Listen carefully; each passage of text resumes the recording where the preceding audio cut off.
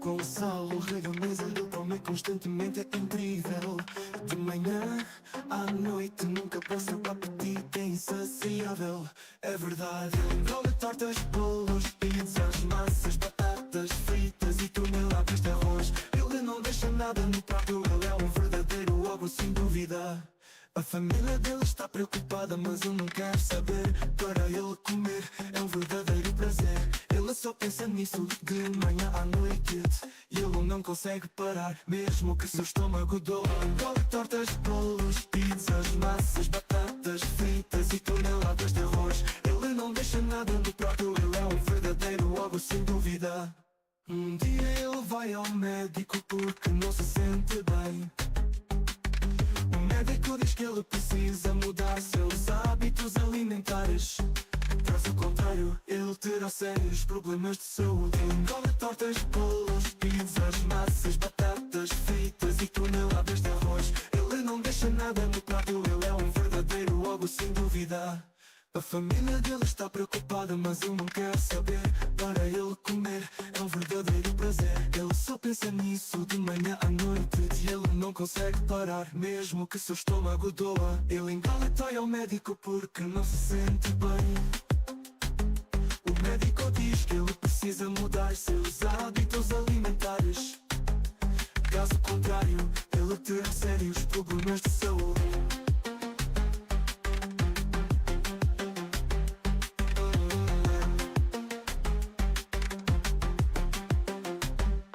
Gonçalo seguiu o conselho do médico.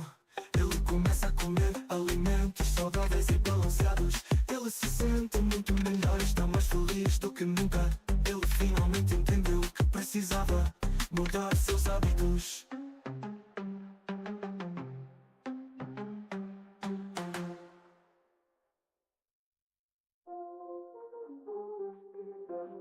Batatas fritas e toneladas de arroz. Ele não deixa nada no prato, ele é um verdadeiro ogro, sem dúvida.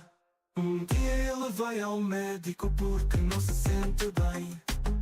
O médico diz que ele precisa mudar seus hábitos alimentares. Caso contrário, ele terá sérios problemas de saúde.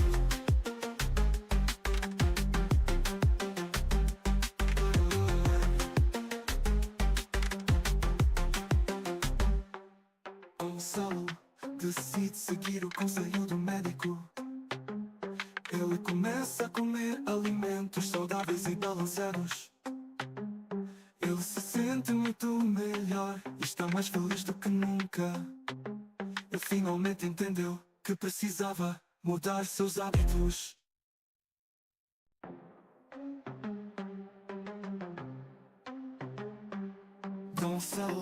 Gonçalo, rega a mesa, ele come constantemente, é incrível.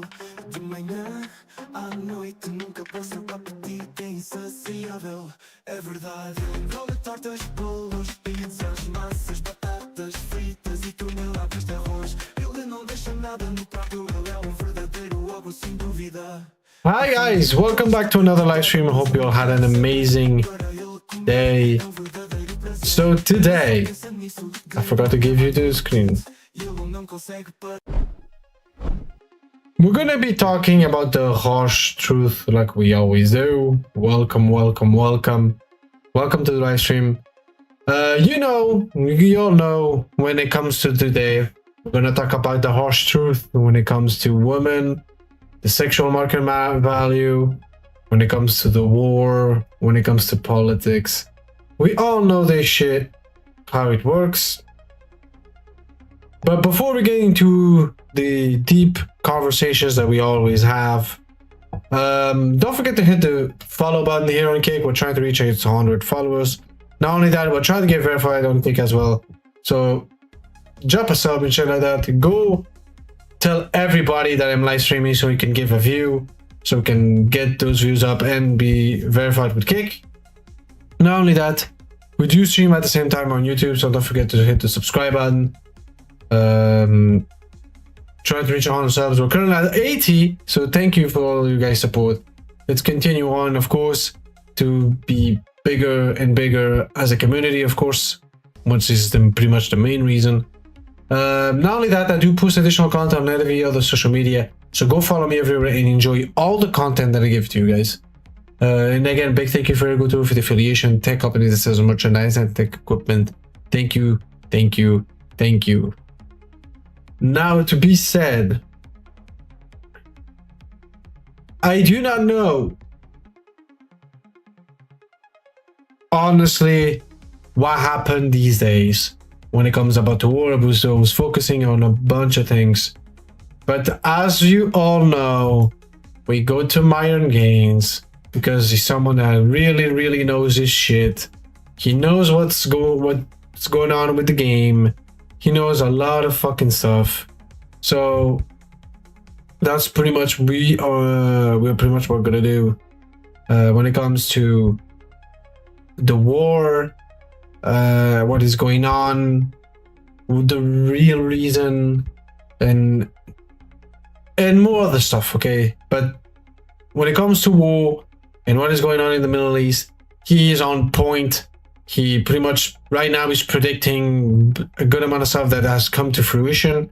So he's someone that I can see as a very viable source of information. So guys, go hit the subscribe button on his channel, or follow him on Kick, Rumble, or Twitter, or any other platform that you guys want to follow him on or subscribe to.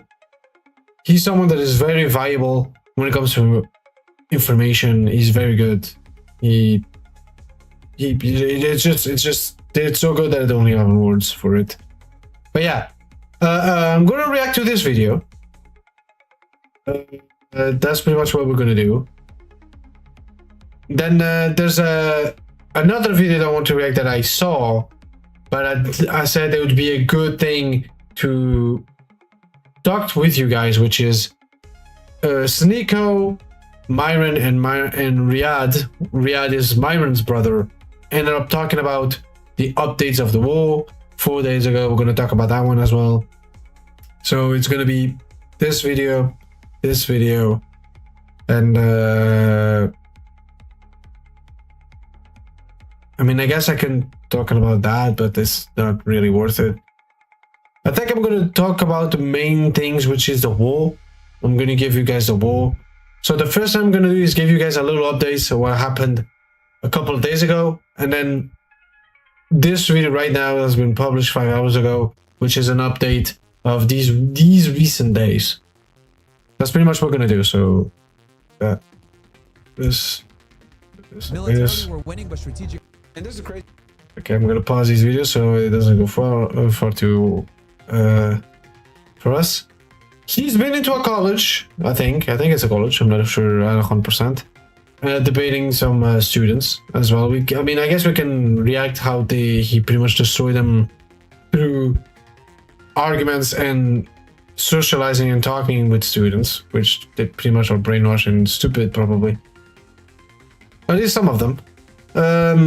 And yeah, I think the main thing we're going to talk about today is the update on the war, as I said. So let's get on into it. So again, I'm going to explain you guys the context. Here they're going to talk about what is going on in the war. And not just in the war, they're going to talk about stuff that is kind of connected with the war indirectly as well. That could give a reason why to continue the war or do the war, pretty much. Can you see, by the way? Can you I showed you, but on Discord, so I don't know if you can you see? Yeah, it's fine. Okay, nice. So here we go, guys. Here's a little update on what's going on. We're losing, and that's what really matters. That is the cornerstone of their strategy. They need to make the economy bleed because they cannot stand up to the United States militarily, so they need to make everyone else feel the pain economically, and they're doing it with the Gulf states. I think when this is all said and done, we will not have the same regional impact and presence in the Middle East when this is all said and done. And the only way we will is Trump will have to do a regime change, because there's no way that the Ayatollah is going to stay in power the way they are, and the Gulf states are going to allow us to have the same level of presence in the Gulf. We're losing diplomatically, we're losing a lot of influence. Any way you slice this is a nightmare politically for the United States. Here we go. So I got right here. So this is over the past day 11. So Negotiations with the U.S. are no longer on the agenda. That comes from Aragachi, which makes sense. They're not going to, negotiate with the United States at this point. They're going to need sanction relief and a complete full ceasefire so they can't get attacked again. A vessel was targeted north of Abu Dhabi, UAE. U.S.-Israeli strikes continue. Israel targets oil depots. Iran's Red Crescent reports the death of 1,348 and more than 17,000 injured across Iran since the start of operation. Just to let you guys know I'm covering pretty much this part of the screen, but what's important is what they're gonna say. It's the information they're gonna give you guys. That's what's important. Operation Epic Fury. Abu Dhabi confirms an Iranian drone impacted the Ruiz industrial complex, the Middle East's largest refinery complex. So what I've noticed is as the Americans and the Israelis attack Iranian infrastructure and or energy, they hit a Gulf location back in retaliation. And then next one here, the USA has designated the Islamic Emirate of Afghanistan as a state sponsor of wrongful detention. Yeah, I saw Marco Rubio post this today. The U.S. consulate in downtown Toronto was targeted by gunfire early this morning. As many as 150 American troops have been wounded since the start of the Iran war, according to Reuters. I'll be honest, I think the casualties are more than 8. It's just that they don't want to report them. Yeah. U.S. intel has shown indications that, because here's the other thing too, you guys got to understand, they've also killed spooks. They've killed CIA operatives and other government employees, but obviously the United States is not going to report that as servicemen being killed. So that's something else that's very important to distinguish because, like you said, when the Iranians were bombing these locations all across the Gulf, it was military bases and other areas that they knew that CIA and or other clandestine agencies were operating out of, whatever. So, we haven't counted up how many of those individuals were killed, which that's obviously going to stay classified. U.S. intel has shown indications that Iran is preparing to deploy mines in Strait of Hormuz. Iran is using smaller craft that can carry 2 to 3 mines each. CBS News, CNN. So this one's a big one. Trump responded to that. Trump responded to that with a big threat, by the way. Go ahead. Did I not call this out like over a week ago, Riyadh? That there were. So yeah, so what they're pretty much doing is they have this little conclusion of what happened pretty much on day 11. That's pretty much what it is. We're going to start putting mines on the thing. So this is why the prices for a barrel of oil and this whole thing, like with Macron and Trump saying that they're going to have naval escorts, it's completely full of shit. Because here's the reality. Even if you do get naval escorts, that's not going to stop the fact that there's mines at the seabed. And the thing about the Strait of Hormuz is that, number one, it's narrow at it's only 20 miles at its narrowest point, and then it's extremely shallow. So they have these very sophisticated mines, right, that really only the Iranians are able to benefit from because they're the only ones that have this strategic choke point that deals with so much energy. So it's not necessarily just the military threat that's creating the problems, but the big one is that the insurance companies don't want to insure these ships. That is the main crux of the issue. So even if governments assure safety via naval escorts, that's irrelevant because no captain's going to sail without insurance. So I True. Then also the sanctions on Russia to kind of relieve the oil pressure as well, kind of something that Trump came into as well. We mentioned that a moment ago. Yep. So I think if anything, we're going to see the price of a barrel of oil continue to go up. It has stabilized into the 80s, but keep in mind, guys, that $80 is still a lot. That's also unsustainable. And it peaked at 120 a couple days ago. Yeah, that's like the highest it's been in like a year. And that is it why came down. Trump, It came down because of the oil restriction, right? It came down for 2 reasons. I believe 3 reasons actually. It came down. So it hit like like almost 120 the other day. It came down because Trump did an impromptu emergency press conference, and he also alluded to the war being almost done. Macron promised naval escorts, and then finally Russian oil sanctions were. Oh yeah, when it comes to oil prices, I should check this.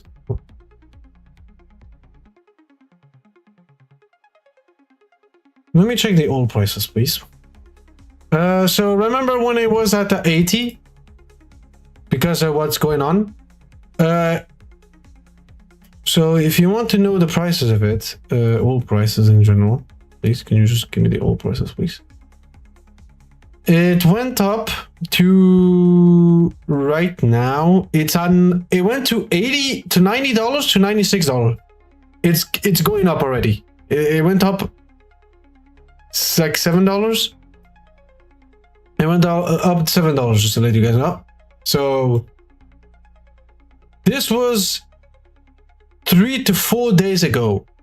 So in 3 to 4 days, it went back to 95. That's very expensive. It was already expensive at 80, 88, 90, and now it's on 95. After 4 days since day 11. So the other thing I'm gonna say is stay tuned to know that the prices of oil are gonna keep rising, bro. They're gonna keep rising. They're gonna keep fucking rising. I haven't checked for gold and Ethereum and shit like that yet. Probably gold went up or like went down a little bit and then it started going up again, if I had to guess. But right now, oil is on the rise again. It's pretty much going to continue rising nonstop. lifted in some countries, and some countries got waivers like India. So those three things in tandem brought the hysteria back down. And Trump obviously tactically did that to kind of stop the bleeding. But those three factors definitely contributed to the reduction back to the 80s. But guys, keep in mind, 80 is still bad. Like before, yeah, 80 was 120 bad. was catastrophic level. So he only said that to make it from catastrophic to bad. Next, we got here, Iran launched multiple waves of attacks on Israel, equaling or even surpassing the amount seen on the first day of the war. Hezbollah and IDF continue to clash on the Lebanese-Israeli border. Yeah, this is a big one. They're actually fighting. Israel is trying to do a full ground invasion, but their Merkava tanks keep getting bombed. I think they've lost like 8 to 10 now at this point. Iran launched attacks on... Oh yeah, Lebanese, pretty much, they are the ones that end up joining the war and helping Iran win the war, pretty much.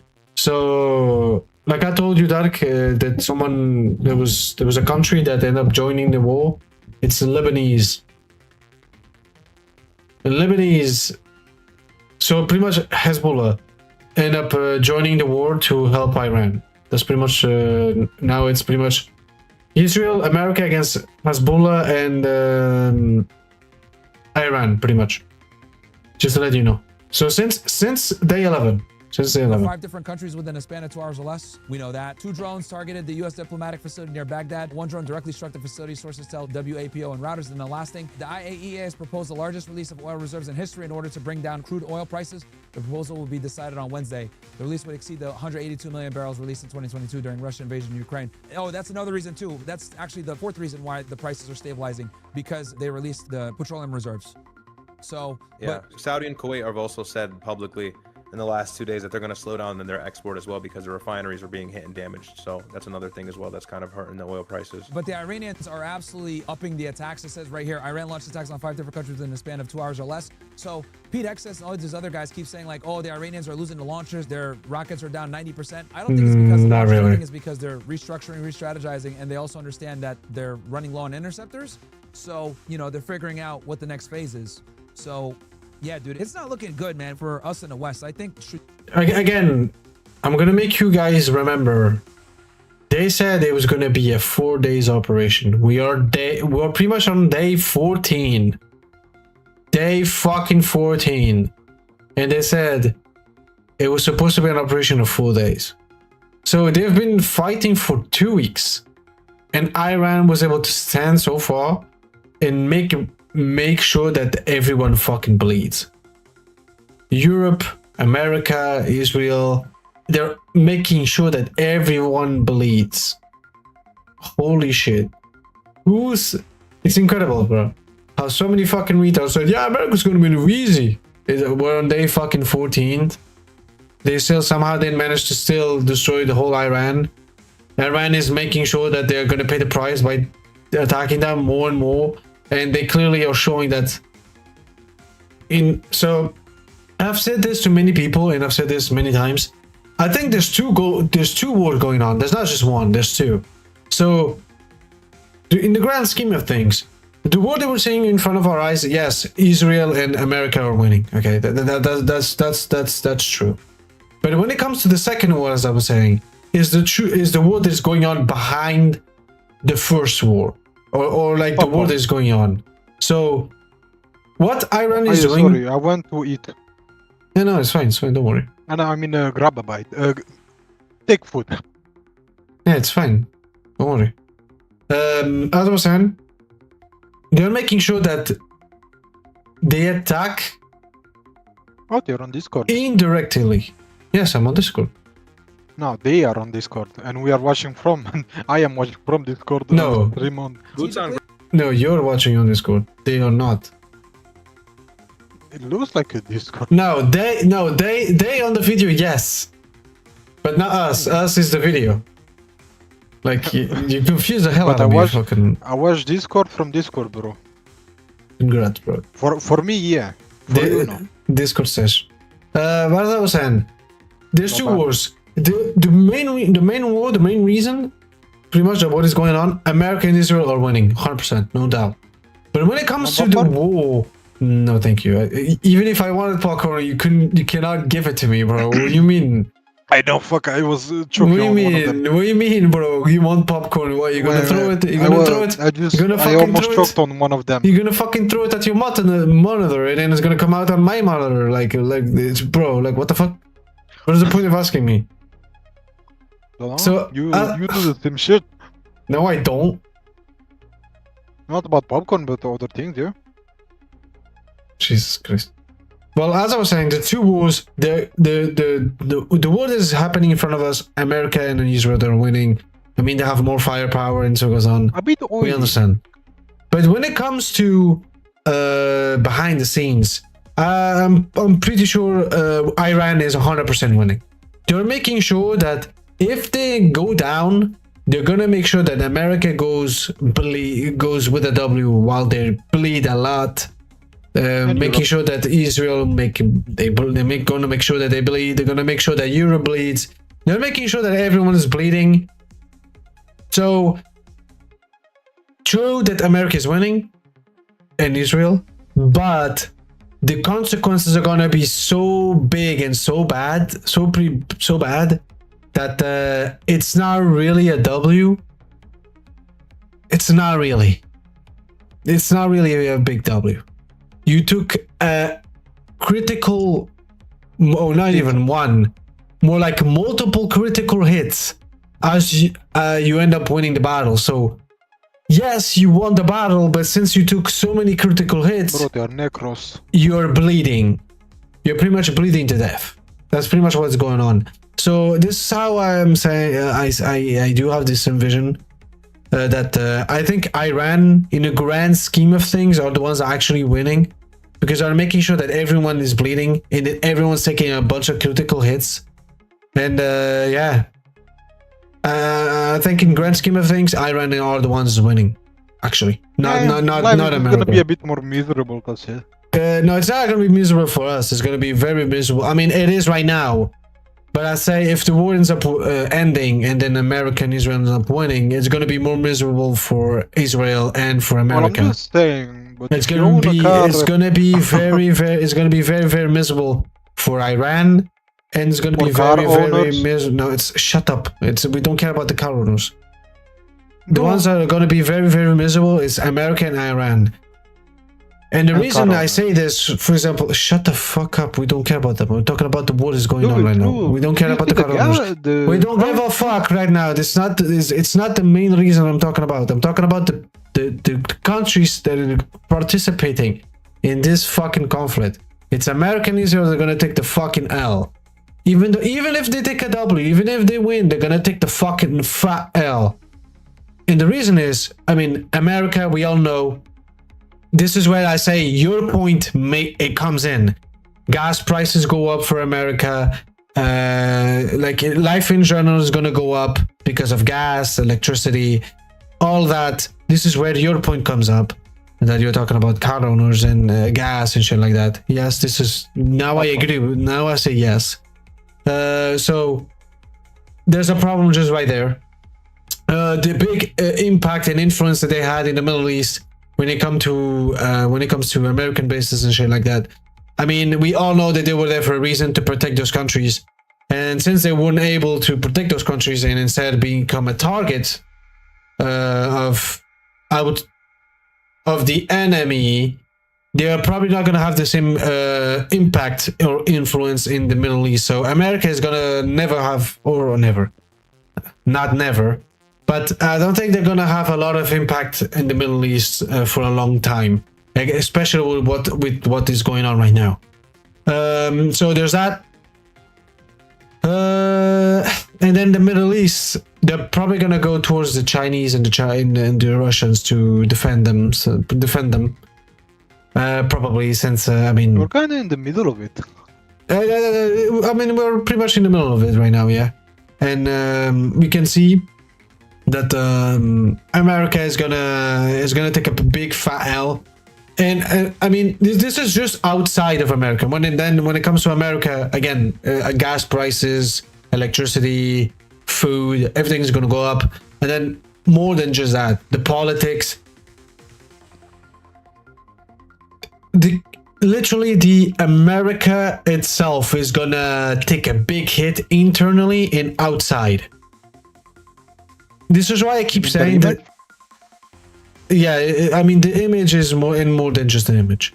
This is where I say that America is the old Roman Empire, because remember when the Roman Empire used to be amazing and holy shit, and then they pretty much ruined themselves by attacking everyone and by doing dumb shit outside of their territory instead of maintaining the territory they had and defending it. That's pretty much what they're doing. They're doing pretty much the same thing as the Roman Empire. So I would say that I would say that America right now, they're in times where they're going towards the fall of America. They're going towards the fall. It's going to be crunchy. They're gonna fall. They're falling a lot right now, and I believe that later on they're gonna fall even more. So yeah, it's unfortunate, but I do think that America is pretty much the antique Roman Empire, and they're pretty much going towards the fall of the empire. That's pretty much what's going to happen. These are my opinion. Now, when it comes to Israel, I mean, Israel, we all know what's going on.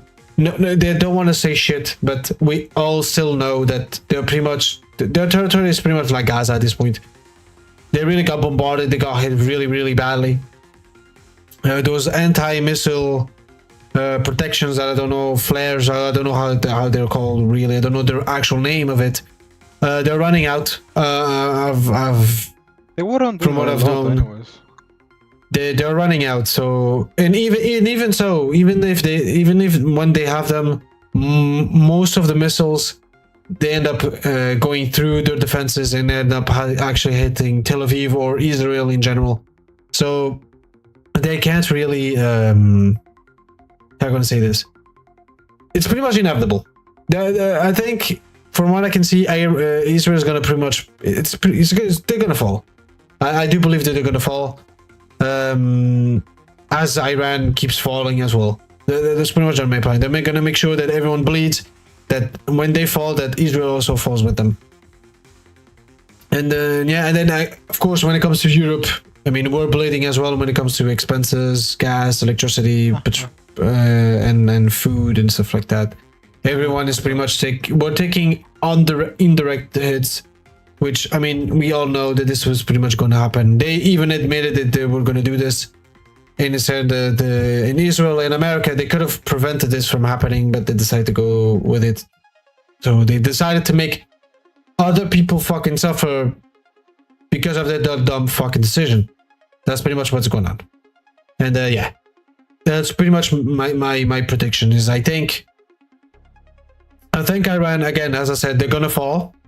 They're going to make sure that Israel is going to fall with them. And they're going to make sure that the people that rely on them, on the Middle East very hard, or a good amount of percentage or of resources in general, more like it, they're going to end up bleeding a lot, very much, to the point where even if they say that it's a W, that Iran, it's gone, it's not really a W since you took a lot of critical hits. You're pretty much going to bleed to death. That's pretty much what's going to go on. Even if you win, you're going to bleed to death after that. So that's my prediction and also opinion. It's part of my opinion in the prediction. But let's keep going. Round before spring? I don't know. Because here's another thing too. Because there's a couple of these YouTubers that really piss me off, like this Enforcer nigga and some other people that keep saying like, oh man, look at us, we're destroying Iran. But they don't realize that militarily we're winning, but strategically we're losing. And that's what really matters. And we're put in a really bad spot right now. Even militarily, with the THAAD systems getting hit as well. You can even make the argument that militarily we're kind of losing as well, especially when you consider the disproportionate amount of power or, you know, weapons capability and munitions we have, you know, in comparison to Iran. They're still making a good dent. Yeah. You can make that argument, yeah. Sorry, go ahead. What's the possibility of the Strait of Hormuz reopening? Almost zero, I would say. Yeah. Same shit, bro. I do agree. I don't think they're gonna open that shit. I do not think. Like, it's pretty much gonna be impossible. I mean, let's be honest, bro. Israel and America decide to do dumb shit, they're pretty much our allies with Europe. These pretty much the west side of the world. They need the petrol or the oil that comes from the Strait of Hormuz. I think that's how you say it. But I think that's how you say it. If I didn't say it correctly, I'm sorry. But yeah, I don't think they're gonna open it at all. I don't think at all. The price are gonna keep going up and up, even more and more. They're gonna make sure that everyone bleeds substantially a lot.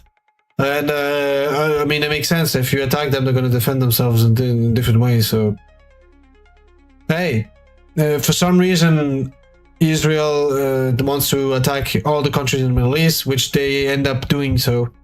The only one pretty much left is Iran. They're legit the only ones left defending the Middle East, to be fully controlled by them and to let them create a global powerhouse, the state of Israel, pretty much. And not only that, I think from what I can see, I think that this war right now is gonna end up initiating a religious war. That's what I think. I think it's gonna end up starting another war. Because I think it's not the real reason, but I think it's part of many reasons why Israel is going to war. I think Israel, I do believe so. What they're doing this for is, I mean, the main thing is to control the Middle East, become a global powerhouse. We all know this. But I think there's other reasons as well that they're doing this. They're doing this because they're gonna create again the promised land that they want, that we talk about in religious books. They really want to create those promised lands, and not only that, they also want to create the third temple. That they said that they. I think those are also other reasons that they want to do as well, which is create the promised land, and also create the third temple. And yeah, that's pretty much what they want to do as well. Not just becoming a global powerhouse, but also to be able to create the territory that they want to, which is the promised land, and create the third temple, which is very bad, by the way, guys. It's going to be very bad because this war is going to determine if we're going to go towards a religious war or not. This is where we are right now. And from what I can see, I do believe that we're going to go towards a religious war. 100%. 100% this is where the religious war is going to come up. And it's going to be sad, unfortunate. But as I say, as a Christian, I believe in Jesus, I believe in God. And I do believe that all the Muslims as well, they're going to end up come and unite and actually defeat the devils, which is pretty much Israel right now, because they are the ones controlling the Middle East, trying to control, no, not controlling, trying to control the Middle East, controlling all the west side of the world, Europe, America, and pretty much brainwashing everyone through censorship, gays, trans, communism, everything that is bad pretty much came from them. And I do believe that the Muslims, Jesus, Christians, they're gonna end up uniting and actually winning the religious war. So this is where I think that's my other prediction as well. That we're gonna go towards a religious war, and this is pretty much gonna happen. But let's continue. Very low. So that's exactly why they put the mines on the seafloor. Those mines are the X factor. Now, even with a naval escort, no one's gonna insure you. So yeah, they're going to weaponize that for a good deal of time. And here's the other reason too why the Iranians, that is the cornerstone of their strategy. They need to make the economy bleed because they cannot stand up to the United States militarily, so they need to make everyone else feel the pain economically, and they're doing it with the Gulf states. I think when this is all said and done, we will not have the same regional impact and presence in the Middle East when this is all said and done. And the only way we will is Trump will have to do a regime change, because there's no way that the Ayatollah is going to stay in power the way they are, and the Gulf states are going to allow us, the United States, to have the same level of presence in the Gulf. Like, we're losing diplomatically, we're losing a lot of influence. I just don't foresee a situation where we can maintain the same military presence in the region without the Ayatollah being gone. If he's going to stay there, we're going to have to, because the reason why, because I know people are saying, well, Myra, what are you talking about? Why are you saying this? I'm saying this because we had defense deals with all these countries that you let us have our bases there and we will protect you. Well, now Yeah, that the pretty rubber's much. meeting the road, we're not protecting them. So what We're the not hell protecting point anybody. is there for them to house us there? They're looking at it like, you guys are a liability for us now. We don't want you around. Get the out of here. Or at least we're going to decrease your footprint significantly so that the Ayatollah can no longer attack us. So they have to do a regime change or else our ability to project power in the Middle East is cooked. Yeah, pretty much. So basically, as of now, Israel wins, U.S. loses, and Iran loses. Yeah, I would argue the U.S. we've definitely lost. Israel Yep. has a W because let's say the war ended right now. The Israelis have already caused significant destabilization. They don't have the regime change, but they've been able to effectively hurt Iran. But the United And States, I think we're the optically- biggest ones that are getting. I think we are taking the biggest L's from this conflict because we're Yeah, pretty investing much. all That's these pretty much what's resources going on. And this doesn't benefit us at all. But what's going to happen? How Pretty many much. IDF And soldiers have imagine they the killed? shockwave. Zero. Imagine the shockwave effect if we actually pull out and we don't continue in finishing this regime change. What are the Iranians and the IRGC going to say, as well as all these Shia militants across the region? Going to say, we beat the Americans, we expelled them out, they couldn't take us, they couldn't hurt us. Facts. And that's not only going to look really bad for the United States on an international scale, but as well as the fact that these Gulf countries are probably not going to look to us for defense anymore. Why? Our assets that are supposed to defend them made them a target. Oh, I'll take it a you step further, mentioned bro. Russia and China earlier. Russia and China- we're gonna- China might try to Yes. intervene. Yes, this is where I say China and Russia, they're going to intervene and they're going to say, you know what? We're not going to do the same things that America did. We're going to come here, defend your countries, and no bad things are going to happen. That's pretty much what we're going to do. China and Russia, they're going to come in with those defenses, and good luck, America. That's pretty much what's going to happen. And Yes. feel some influence from these Middle Eastern countries. Bro, They're going to say, China- hey, the United States supports Israel. They're a moral hazard. Why don't you come with us? We won't pose that same threat. None of these Muslims want to kill us. Bro, the Chinese are going to be there like next day after we pull out or, decrease our presence in the region. The Chinese are going to be there next day. An envoy is going to be there saying, look, we don't wage wars. We're pragmatic. We do business. We'll still arm you guys with high military technology without the liabilities because we get along with the Iranians. So we can actually assure your protection because we just signed a 25-year strategic deal with the Iranians. So it's like the Chinese are going to be way more attractive Yeah, as pretty a much. partner for protection, That's what's gonna military happen. technology, and peace preservation because the Iranians are an ally. So any way you slice this shit, this is a nightmare politically for the United States. And Oh yeah, by the way, go follow Sneeko as well Riyadh. As well, go follow them on Kick. Go subscribe to their YouTube channel and shit like that because they also have a good amount of information and they have a lot of knowledge when it comes to this type of what was going on, of course, in the war, when it comes to the sexual market, and more than that, just really, really good people that give us a lot of information, and it's very reliable, very good. And this is why I'm like so frustrated with this because like when I see these American YouTubers saying we're destroying them militarily, I'm looking at like all these right-wing, they're all glazing Trump. They're all saying, oh my God, we're destroying these guys. We're winning the military. Like you guys are so stupid because we're losing strategically and that's what matters. What are the chances of other players getting involved? Like Pakistan, I saw a video from former Israeli Prime Minister saying that Turkey's the next target. What about the Kurds joining? Who are the other players as of now that are likely to join? Okay, So we the can- Kurds that's aren't a good going to join question. because they know it's probably suicide. And Okay. the counselor of the Kurds or the leader of their military forces said they're not going to go into Iran and invade in that treacherous terrain because the IRGC is far more armed than them. They have more men than them. They're outnumbered. And to be quite frank, I think the Kurds are sick and tired of being the pawn of the Americans and the They Israelis are. by doing their bidding. So they're not going to step in. They've In caught terms on. of other countries stepping in, I mean, makes I don't sense. know. Myron can speak to that. I'm not too sure. But what I will Yeah, say Kurds is if we aren't use a getting involved. tactical nuke, yeah, if we use a tactical nuke, I don't know where Pakistan is and all of that, but I think most countries are going to stay away, especially Russia and China. It benefits them greater to just play the moral high ground and sit back. Yeah, what's going to happen if a nuke is dropped, even if Russia wanted to intervene, they can't because they have their hands full with Ukraine. And then China, I mean, that's mutually assured destruction. They're far more pragmatic when it comes to business. Keep in mind that they're like, we do business with them, they do business with us. So I don't think they're going to intervene from that perspective. They're going to do everything in their power to help the Iranians from getting taken. But I don't think if they get nuked that they're going to come in. And honestly, I don't think the Iranians will surrender even if they do get nuked, if I'm going to be all the way honest. They're not going to surrender. If anything, they're going to keep doing what they're doing because their entire military doctrine is decentralized and they have like several hundreds of locations where they're firing rockets from. So even if we dropped the nuke on them and destroyed one component, they're still effectively able to fight. They're This is still what's been fighting, kind of yeah. set up in place before. True. Now, as far as the Kurds, yeah, they've been used and abused by us. They're not going to fight. The Pakistanis, I know the Pakistanis are sending a naval ship to the region because they obviously rely heavily upon the Strait of Hormuz for oil. So we'll see what happens there. Maybe they can come up with some kind of deal with the Iranians. But I do know that as of 24 hours ago, they were sending a ship over there. And then what was the other group of people you asked me about? There's one other group. You mentioned the said Kurds. Turkey? Turkey. Turkey, yeah. So the Iranians actually hit, I think, if I'm not mistaken, a nuclear base that the U.S. operates there, which you can make the argument Article 5 of NATO should have been triggered, but it wasn't. And I think Turkey might have, like, you know, condemned it or whatever. Yeah, I don't think Turkey's a player right here. But we do know also that obviously Netanyahu sees the Turks. Yes. So yeah, this is another prediction probably that's probably gonna happen. They're probably gonna go after Turkey after. Probably. So yeah, after Iran is gone, they're probably gonna go after Turkey.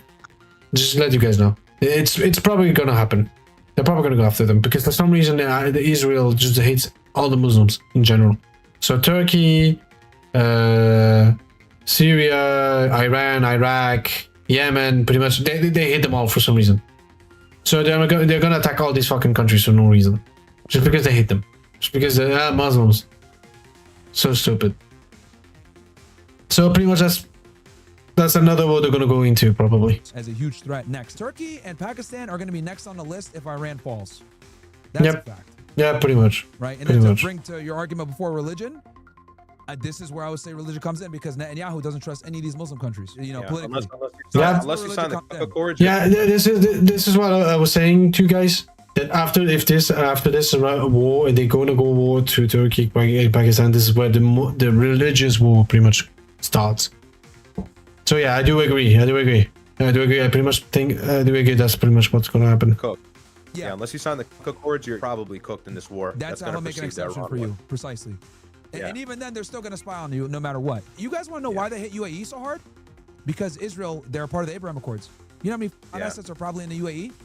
They're one of the few countries in the Gulf that actually recognize Israel and is a part of the Abraham Accords. I've been saying they work very closely with Israel, and so the UAE, you can see what they're doing, expelling people in Sudan and all that for gold and rare earth, and the UAE has a play in sharing some of that wealth with Israel, as well as the fact that they've been against Saudi Arabia. Mohammed bin Salman, the crown prince of Saudi Arabia, has kind of been fighting Mohammed bin Zayed in this shadow political war for influence over the region. So they're probably the most misaligned Gulf country from the rest. They actually willfully align with Israel.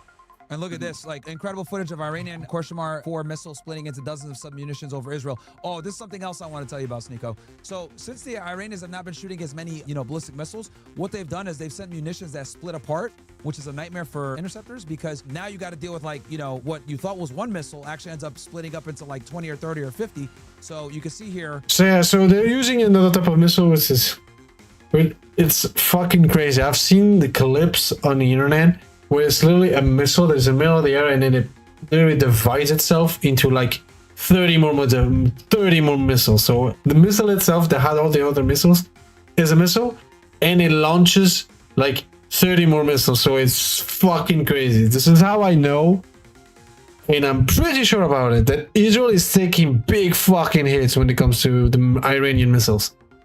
That literally one of these munitions split, and this is a nightmare. Look at that. Look at that. Look at that. I don't know if you guys can see that. Wait a minute. Let me zoom in. I want you guys really to see that shit. Air defense, bro. And Okay, wait a minute, guys. Wait a minute. I'm gonna try to give you guys as much as I can. So here in the middle, I predict you see those little white spots? They're pretty much a missile that decided to divide itself and attack Israel. So it's a fucking pain in the ass for the defense against this. It's a pain in the ass. So they're attacking multiple things at the same time. It's very hard to Gulf by the defend. end of this week is going to Very be hard. done with their interceptors. We've already destroyed roughly Riyadh, what's the latest? 50% of their THAADs and There's Patriots? reports saying 30% of the THAADs, others saying half of the THAAD systems, which even if it's 20%, that's remarkable because that's kind of the last leg of defense for these Gulf countries to protect their airspace, and we're sending it all to Israel, which is pissing these Arabs off. Yeah, they had to mobilize some from South Korea, and the South Korean government's pissed off. That's another new break. They're mobilizing Patriot system and THAADs from South Korea, which leaves us open in the Pacific with Taiwan, by the way. That can easily invite aggression from the Chinese and from the North Koreans. And did the third aircraft carrier get over there, by the way, yet? Riyadh? They I don't sent a believe third. so. From what I've been seeing on X, I haven't seen that. Are they You going to can relieve the confirm a Ford? report, I don't. Are they going to, because the Ford I is don't- having toilet issues. That's another big one. The Gerald Ford should have came back months ago and it's having serious toilet and plumbing issues. So I don't know how much longer that one's going to be out because they should have been back Yeah. months ago. If anything, they're demoralized. Imagine being at war and you can't take a shit. That's crazy. Another thing for you, Sneeko, the Iranians have been focusing on hitting Haifa. Haifa is a very strategic location. Arab-dominated city in northern Israel. Well, the thing with them is this is a lot of where the energy infrastructure is for Israel, and it's a huge port for trade for the Israelis. So the Iranians have been targeting this strategically to hurt their infrastructure. They're playing it very smart, a lot smarter than America so far. Do you think that Americans will be punished? Like, I've seen Trump made major errors about that Tomahawk missile. First, they were saying that Iran did it. Then they found out that U.S. Tomahawk missiles are, only the U.S. has those. Are they going to face any repercussions for killing those kids in the school? So it's interesting, dude. We literally just talked. Oh yeah. I don't know if you know this, Dark, but a Iranian school was hit by a missile, and they killed like I think 140 children or some shit like that, 140 girls or something like that. Continue. And this is why I say I have to say it 100%. Israel and America had the audacity to say there was Iran that attacked their own school, which makes no sense. What the fuck? And it makes no sense. Yeah, I know, but they end up saying that they are the ones actually attacking that school. And it was proven that it was an American missile that ended up attacking that certain school, which 140 something children ended up dying. So congrats, America and Israel. They're doing pretty much again the same thing that you did in Gaza, just killing a bunch of children, doing dumb shit, just destroying shit to destroy shit for no reason, instead of being strategic about it. I mean, attacking a school is not strategically. That's not strategy at all. That's all I'm saying. But I mean, there probably was a reason behind it. Maybe there was like, maybe they were important. What? Here comes the sun. Here comes the sun There now. must have been the last thing they saw. Okay, shut the fuck up. You're making fun of dead children. You No, fucking... I'm not making fun. I'm just saying that is the last thing they saw. What? Sometimes, you know, when I said many times, you need to learn... You know that the power of learning how to shut the fuck up when it's necessary could be a great tool. And you should have stayed quiet. I didn't say anything wrong. I just said what happened. What? You need to learn how to stay quiet in certain situations, and this was one of them. You should have stayed quiet. I just said this was the last thing they saw. Well, I don't know. Did the missile come Shut from up. above? So they don't see it. Just shut up. Just shut up. Don't make it worse already. Don't make it worse. But as I was saying, it was. There's probably going to be. There probably was a reason why they attacked the school. Not why they killed the children, but there was a reason probably why they attacked the school. Maybe there was Iran military that was using. They were in the school as well, or there were some, I would say, high value military people. They were there taking the children, maybe, or something like that. There's probably going to be a reason behind it. Again, that doesn't mean that what they did was right, or that, oh, nice, the children died, but for a good cause. No, like it still doesn't justify why they attacked the school. Yes, because if they were high heads in the military of Iran there, they killed military Iranian, the Americans. So it justifies attacking the school. They killed people that were important in the military. That's what I mean. So again, as I was saying, it does not justify killing 140 or more children because of one person or two person or how many there are. It doesn't fucking justify attacking a school and killing children. It just does not justify at all. So yeah. Before you came on. Yeah, we were just talking about it. Trump blundered and admitted it by accident too, because Pete Hegseth had to clean up. My theory is this: that school is right next to an IRGC base. I bet either one or multiple high-ranking IRGC guys went there to pick up their daughter or went there to go see their daughter, and they bombed them at that point. And the thing is that, you know, the U.S. and Israel normally, like, you know, they brag about it on Twitter whenever they kill like a high-value target. they're not going to claim this one because then they'd have to also claim that they bombed the school and killed the kids. So that's probably Yeah, pretty much. I agree. I think this is pretty much what will happen. Like I said, I think that's what will happen. That's what happened. Like 100%. That's what happened. Because I mean, then it makes no sense. Why would they attack a school randomly? What's the fucking point? Why would they do that? Well, like it makes no sense. So this is it's the only thing that makes sense. It's legit the only thing. It's the only thing. going to stay classified for a very long time. But even mainstream is reporting that it absolutely was a Yeah, U.S. this popcorn bombing. is But crunchy. I What think the they fuck? bombed it not to kill the kids. Well, of course, killing the kids was the byproduct. But I guarantee you some high-value target went there and they blew it up. That's They're going to my use the prediction. It was human a shield double tap narrative. too. If it- Yeah, Yep. human shield. Yeah. And Yeah. here's the thing. The fact that it was a double tap gives me even more reason to believe that a high-value target was there. They had to make sure he was They dead. hit the medics too. So I mean, obviously they don't care about human rights violations or war crimes, but they're gonna have to answer for this one. I don't know if they're gonna be able to. And I hope they fucking answer. It's unfucking acceptable the fact they're going to war for no fucking reason. There's no reason at all. They say, nuclear.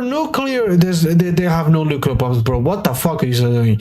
Even if they had in the 12-day war, they literally destroyed every single nuclear fucking project in Iran. So they have nothing. So like, it's an excuse to go to war with them. And everyone knows that it's bullshit. Everyone fucking knows that's fucking bullshit.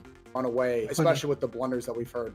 Yeah, they're trying to avoid it. They're trying to avoid it, but yeah, it's really Well, you see everybody kind of contradicting one another. They're panicking right now because they don't really have a sound idea as to how they're going to remove this regime and completely nullify or immobilize their missile capability. That's why I think boots on ground will, look, Patrick Bet-David, we just reacted to Brian, his I think video they're and gonna we do fried the nukes shit out before of him. boots on ground, bro. I think they're gonna do a nuke before boots on ground, honestly. Yeah, potentially, but even then, I don't know if the nuke will prove effective because they don't know where all those cities are. Yeah, but they let's say won't they do surrender. hit them and they don't need boots on ground. They won't surrender. Patrick Bet-David was talking about it in his like dream scenario.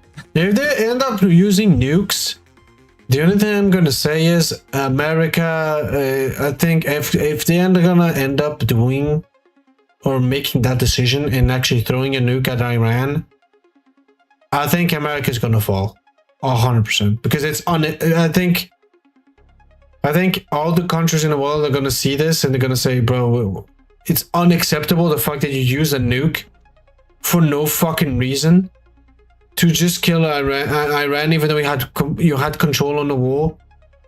I think they're gonna lose everything. This is why I say if they end up using the nuke, I think as I was saying, the Roman Empire is gonna fall. They're pretty much gonna fall 100%. It's done. That was legit the cherry on top of the cake. There's pretty much gonna be the cherry on top of the cake if they end up using a nuke to get rid of Iran. That's pretty much what's gonna happen. We reacted to it. I We think. made fun of him yesterday, but It's a prediction. regardless, there's no way this war ends that is beneficial for the United States. This is an L the whole way through. Even if 100%. we win and we completely decapitate them, Win or lose, you're gonna take the L, a big L, fat one.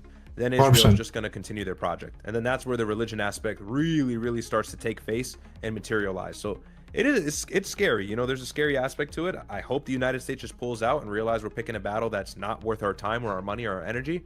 But it doesn't seem like Trump is going to try and do that. And that's why he's going to lose in the midterms. I'm going to make a bold prediction. Within the next 2 weeks, once interceptors are pretty much damn near depleted, we are going to see a unified strike from the Houthis, the Iranians, and Hezbollah. And they're going to shoot rockets from 3 different directions into all of the main infrastructure points of Israel. I think the past couple of weeks has been bleeding them out from interceptor missiles and destroying radars. That's why they've been so systematic in destroying radars and, you know, depleting their interceptor missile stock and kind of doing that on the Gulf. And I predict within the next 2 weeks, there's going to be a barrage coming from both Hezbollah, the Houthis, and the Iranians at once. And that's going to be one of the big hits. It's going to be the equivalent to how they attacked the Ayatollah on day 1. That's what I think is going to come down Israel's way. Because they're playing for keeps now. I think the Iranians understand that this is a war of existential crisis. And they've been, you know, saying, you know, they're all of their operations are called Operation True Promise. So I think that's what's going to happen. Within the next 2 weeks, once all interceptors are gone, radars are disabled, Hezbollah from the north, the Iranians from the east, and the Houthis from the south are going to launch a massive rocket wave. And another thing that makes me think this is because the Houthis, they haven't been activated yet. They've been purposely being held, and Hezbollah didn't get activated until later on once the Ayatollah was killed. So that's what I predict is going to happen. That's a valid prediction. And the Strait of Hormuz, so this could be the end of this war. How long would that stay closed? Are they going to keep it closed forever? Because I saw they issued a statement saying anybody who doesn't ally with U.S. Israel, they will allow trade routes for those other countries. Oh, I looked that up. It's not true. I thought that too. I had to fact check That's that. false.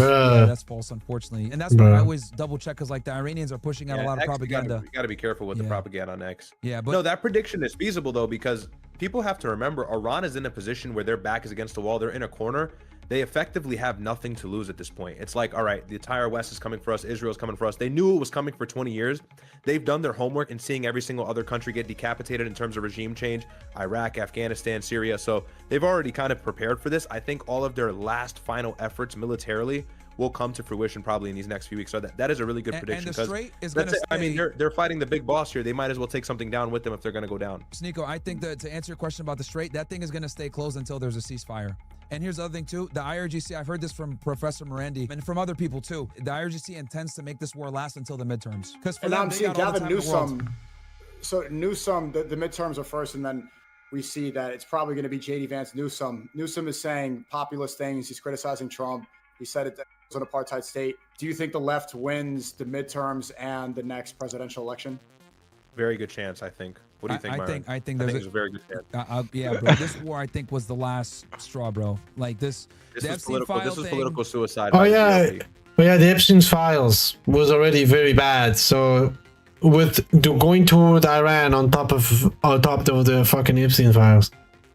Hey, bro, good luck. You're not gonna win, that's for sure. You know, this Epstein thing. Sorry, Epstein was already an L, but I think going into this war was like the final thing. I think he's gonna get impeached. I genuinely think. You know, I was at like a 50-50 point before the war. I think we're almost now to 60-70% that there's a very good likelihood that he's gonna get impeached. Because so here's the thing: the Democrats are mad about the Epstein files. Holy shit. Thank you for the follow. Thank you.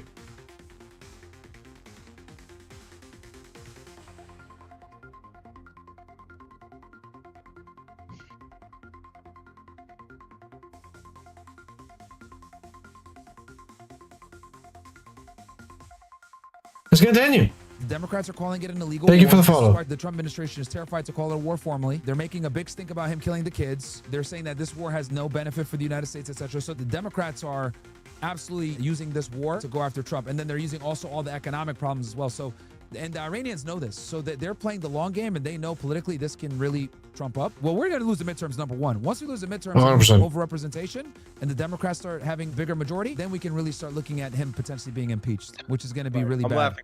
laughing because this nigga just did some 6-7 shit. Hey, it just threw me off.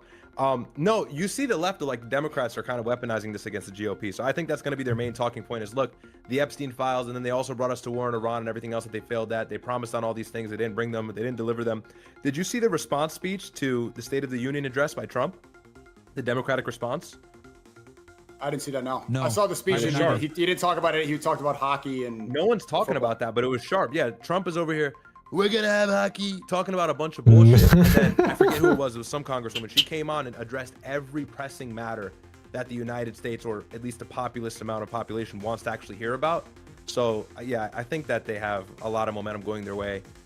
I don't like Newsom, but he's gonna say the right things. I just don't like his policies, but I think he's we likable. can't trust him, but I think he's super likable though, you know. And Mamdani, he's likable. If he campaigns against Vance, he's winning. Gavin Newsom is a better politician than JD Vance. And actually, you know what? They actually think Rubio is going to be the successor. Trump had a dinner, and this was verified, by the way. Everybody agreed. With his top 25 GOP donors, and all of them unanimously said Marco Rubio is a better guy. Osmongold said he's gonna vote for Rubio if he runs.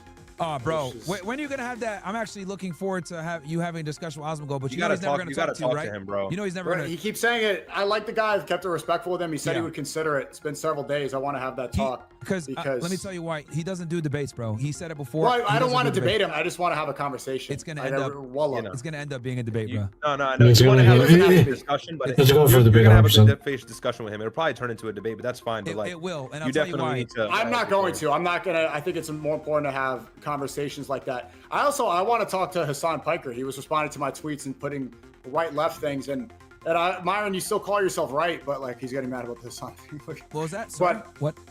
no, I mean I don't believe in right left at all. It's just it's very clearly both supporting the same ideology. It's about right and wrong. This just proved that Republican politics, if they're calling you a libtard for not wanting to free Iran from Khomeini, you know, there's nothing that I align with the Republican Party. Matt Walsh calls me a commie. Pierce calls me.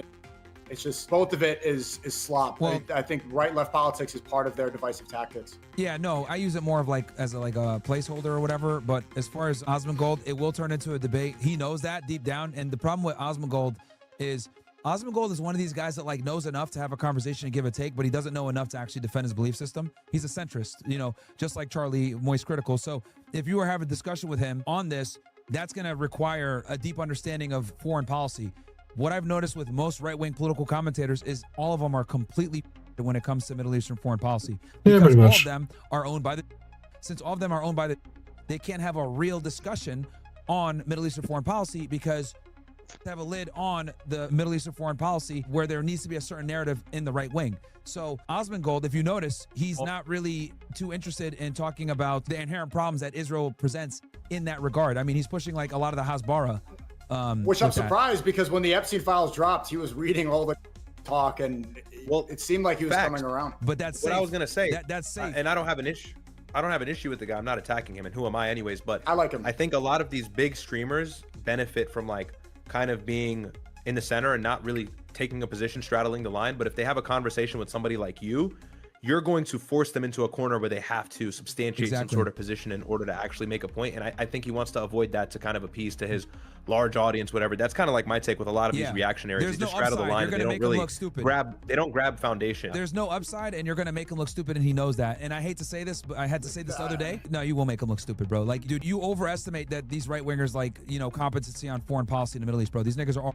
They literally still think that Iran was behind the IEDs that blew up soldiers in Iraq too. Like, these dudes are that stupid. Like, Iran had nothing to do with the IEDs that blew up soldiers in Iraq too.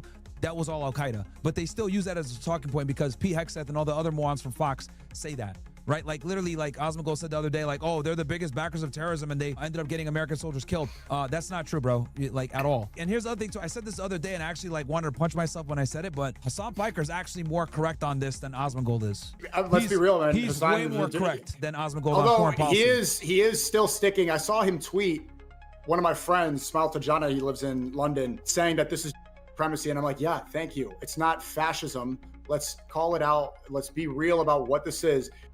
It's not defined by a fascist state. Yeah. This is a supremacist state. When I say Hassan is more right than Osmongold, I mean geopolitically as far as like understanding the dynamics in the Middle East. But yes, I agree with you that Hassan does not go far enough because he uses stupid, you know, leftist terms like fascism and, you know, ethno-apartheid, saying all this other bullshit, and he'll say Zionist, but he will never dare say. And that's But the he knows issue. deep down because he wants to galvanize the left populist movement. 'Cause Yeah. it's beneficial for his stream. I And think he doesn't want to does be called know. a bigot either, because once he gets into like calling them, now they actually can call him a bigot, and he's terrified of that. Yeah, part of the reason I think it's important to separate between right and left politics is like everyone, you know, they're really against Mamdani. I mean, so far he's not been doing a bad job. I think he did a good thing with that shoveling program where people are getting paid to shovel the snow. He brought your I think crime he down did a too, good right? res- Didn't he bring your guys' crime down? You guys He have some brought lows? crime down. The crime in January was the lowest that it's been, I think, in the last 50 or something years. And yes, he did a good response to that. Jake Lang. W chess beater. He's a good test. Shout out to the Shias, man. I mean, these Shias are really standing up. And did you see they tried to press him about his wife liking photos about October 7th, and he didn't denounce his wife, which they wanted him to do. Yeah. I gotta be You real. know about what? that. I gave him his flowers. I came on my brother's stream for the first time back in like November, and I gave him his flowers. I said, look, I don't agree with socialism politics, but the dude stood against Israel. He stood against the stupid questions in the face of that debate that actually earned him a lot of popularity. Yep. And he's been consistent. And also, he's likable. He's witty. He's a good Yeah. debater. You got to give people their credit. You know, even Obama, if you don't like his policy, Obama was a more optically present and sound president than that of Trump. You know, you got to give people credit for actually playing politics. You guys well, want to, but let me give I you do guys see- a bold prediction, another one. I gave you guys a bold prediction of what I think is going to happen in 2 weeks. Let me give you guys a bold prediction for the next, how American elections are going to go. The Democratic strategy from campaigning from this point forward is once they saw the success from Mamdani, it's going to be anti-Israel, not taking money from lobbies, and pushing for more social care. So Yeah, pretty much. that's what I think the Yeah. left's next campaign. I mean, it strategy makes is gonna be sense. Anti-Israel, They're not gonna- taking donor money from lobbies, or at least not doing it openly, right? Because a lot of, if you look at like the most prominent leftists, all of them have the same grievances: no health care, no social security nets, etc. That's what I think is going to be the next big move. Everyone's going to adopt Mamdani's campaign strategy. Oh, heavily reliant upon social media as well. I think everyone's going to James Fishback, there's no way. I like James Fishback a lot. He's right wing and Catholic. There's no way he doesn't analyze Mamdani's campaign to a T and see the successful aspects and adopt. Yeah. Oh no, he's already adopted a lot of it. He's already adopted a lot of Yeah, it by but- being anti-Israel. But the problem with the GOP is that we are run by Zionists. Like, they're still controlled by them, but like, you know, Less. but less, exactly. At least, you know, visually, because Israel has basically, they've been exposed as being completely antithetical to the entire leftist movement. It's a genocidal apartheid ethno-state, completely antithetical to, you know, left democratic values. So they, you know, secretly support the Zionist lobby. But What did you think of Fishback? I have to go in a second, call Muslim Lantern. But what did you like Fishback? What was your perspective when you had him on? he's cool. I don't have a problem with him. He's cool. Okay. Yeah, I mean, I think it's refreshing. Fishback. It's refreshing for you know, a Republican in Florida to not be owned by the Zionist lobby, because they're Zionist all over lobby. here. It's going to be a hard race for him against Byron Donalds because I think he's sponsored or endorsed by Trump. But regardless, I think he'll Miriam pose a good Adelson's- fight though. Yeah, they're all in his pockets, but he's really good. He's really good. You see the turnouts at Waffle House and everything like that. It's remarkable. So I think he has a good chance. He's got the youth on his side. And there's that emergence of like anti-Zionist politics actually winning people elections. So Yeah. hopefully I that mean, theme continues. I think for the Democrats, it's a winning strategy, and I think that's what Democrats are going to do. But I don't know if the GOP is going to catch up that quickly. We might need another election term or so to catch up, because we're still really, like, the last bastion of refuge for the Zionist lobby is the GOP. You know? Thanks, guys. I appreciate this. Is a fun call. We should do this again. This is the Dean Revert and Fit podcast. Yeah, no problem. It was a good discussion. Yeah. I think It was a good discussion. Yeah, people are going to have their views. Goya must unite. You know, some people might agree with me, some people might agree with you, Nico, some people might agree with my brother, whatever it may be. So it was a good discussion. People can go ahead and, you know, analyze it and go from there. So yeah, let's make this like that. And now we're gonna react to this video. This is one of the podcasts he went on, and I think he had some good points talking about like in the war and other things. Crazy part about that, like anyone that like pays attention, it's like, okay, Trump said back in June, Operation Midnight Hammer was a success and we pushed them back years. So which one is it? I thought you destroyed their nuclear program. Now we're going back in for their nuclear program. What's going on here? So did you lie then or are you lying now? But they needed to manufacture some type of story to justify this invasion. But the real reason we're going is because of ballistic missiles. That's the real reason. You know, I don't know if you want to go into the war now, but you know, it's not good, man. We got a lot of problems with this conflict in Iran. A lot of problems. Well, you don't think that there could be the civil unrest that they could take over, or you think that you think there's too much of a stranglehold on the government? So I can go into Does that make detail sense? on all of this. Yeah, sure. So okay, so for me to kind of address that, because you're asking about like the uprising, like Right. is that possible? No, and I'll explain why. Okay. So the reason why it's not is because in America and in the West in general, we have a very skewed perception of what Iranians are like. You know, you look at someone like maybe like a Patrick Bet-David or these, you know, the Shah or these other like really influential Iranians that are very westernized that live in America.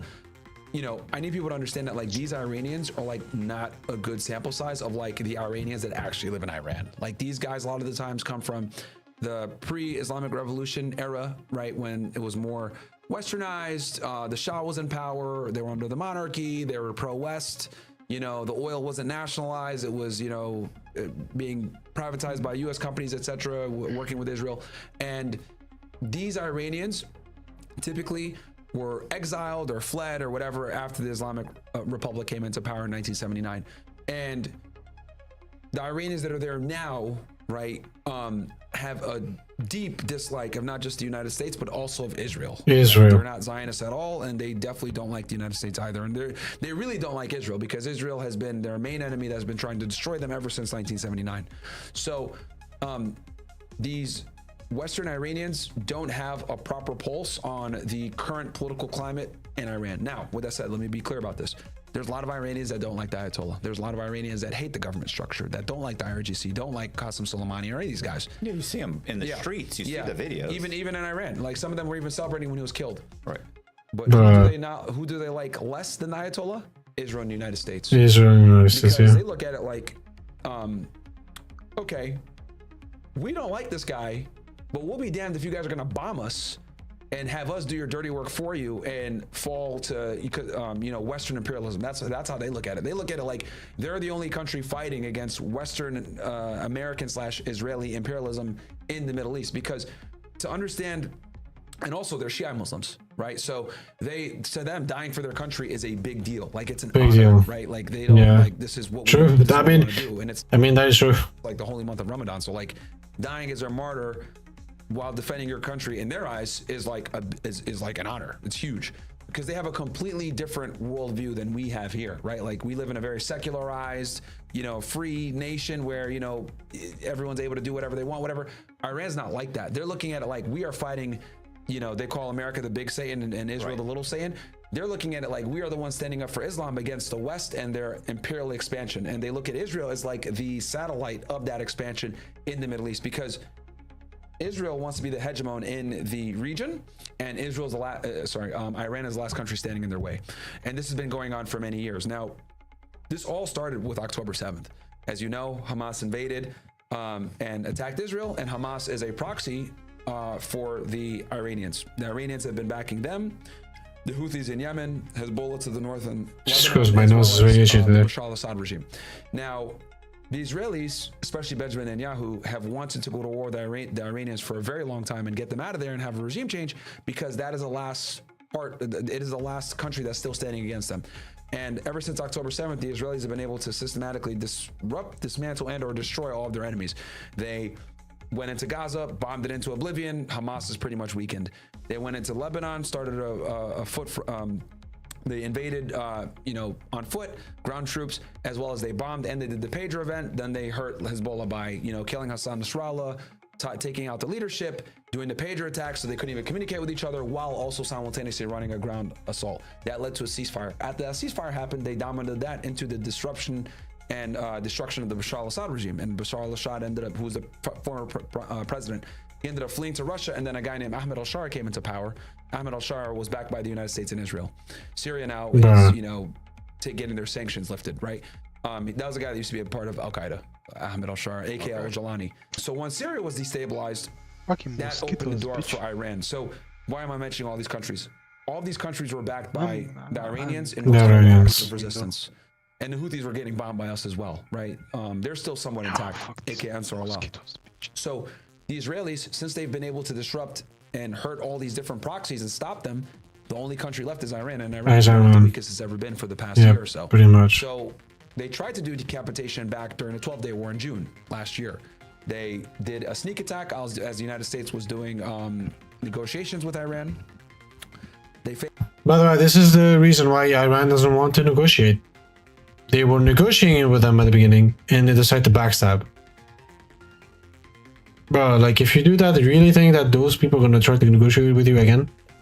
Like, it's just common sense. I'm gonna get something to drink and a snack. I'll come back in a sec.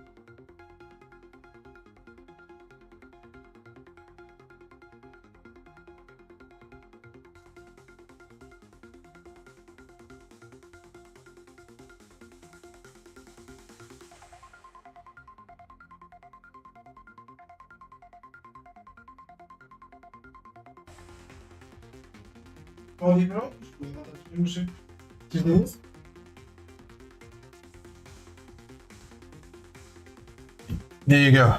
I have a little snack. Are you here, Dark? Hello? Okay, you're here as well. Okay, let's continue. Failed to do the decapitation. They bombed them. They attacked them. They destroyed all their infrastructure. They destroyed a lot of their military infrastructure. They bombed their nuclear facilities. And then the United States came in and then dropped the really big bunker buster bombs from the B-2 bombers, etc. And Trump comes in, does the victory thing. We destroyed their nuclear capabilities. They're pushed back several months, if not years. And mission accomplished. Midnight Hammer was great. Boom. And then ceasefire done. And then obviously now we're restarting the war as of a couple of weeks ago. But so that was always the plan.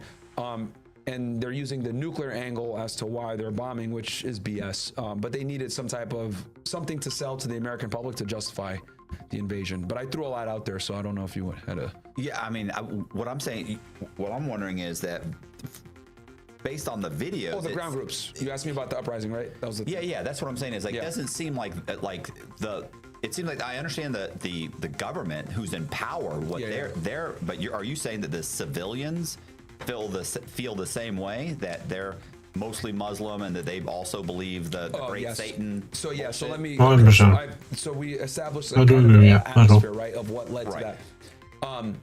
So the people, right, and keep in mind, Iran's been heavily sanctioned for several decades now at this point by the United States, because of standing up for Palestine and resisting and all this other stuff. So the people look at it like, yes, our government pisses us off. We might have issues, but we're not going to rise up and fight against our government as invaders are coming in and bombing us and attacking us. So it actually had the reverse effect, and that's the 12-day war. Going back to, that's why I brought the 12-day war. So they already tried this in June, right? So the Israelis bombed them. They took out several nuclear scientists, killed a bunch of generals.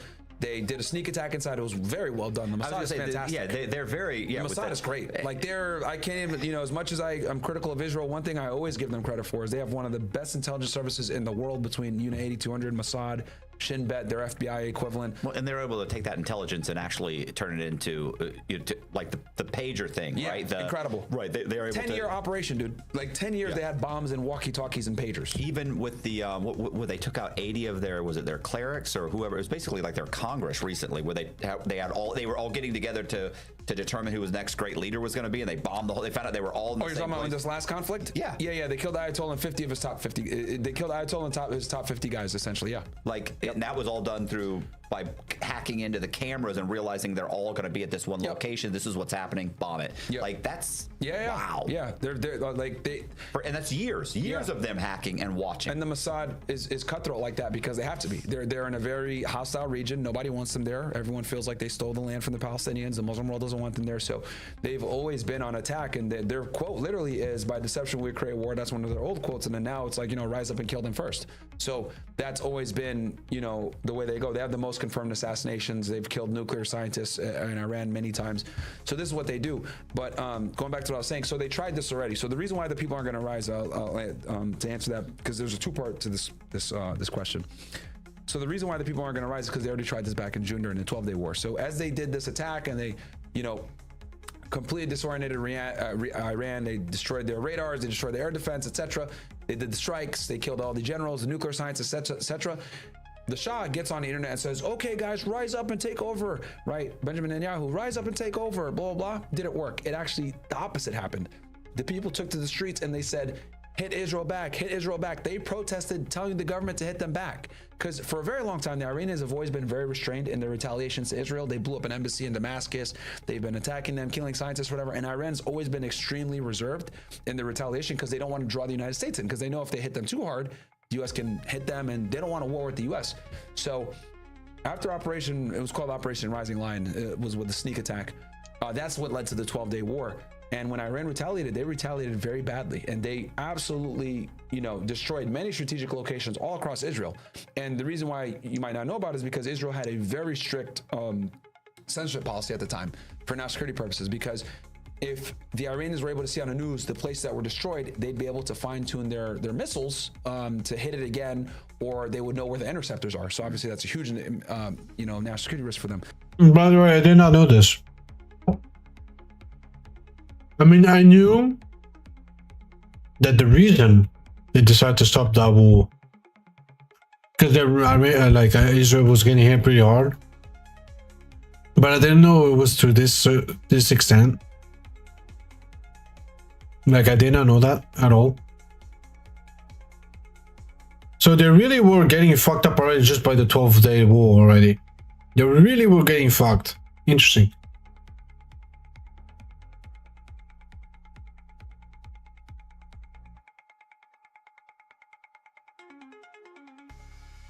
And even Israel during those 12-day war, they still decide to censor everything. They are pieces of shit, bro. 100%. They are 100% pieces of shit. Farbe.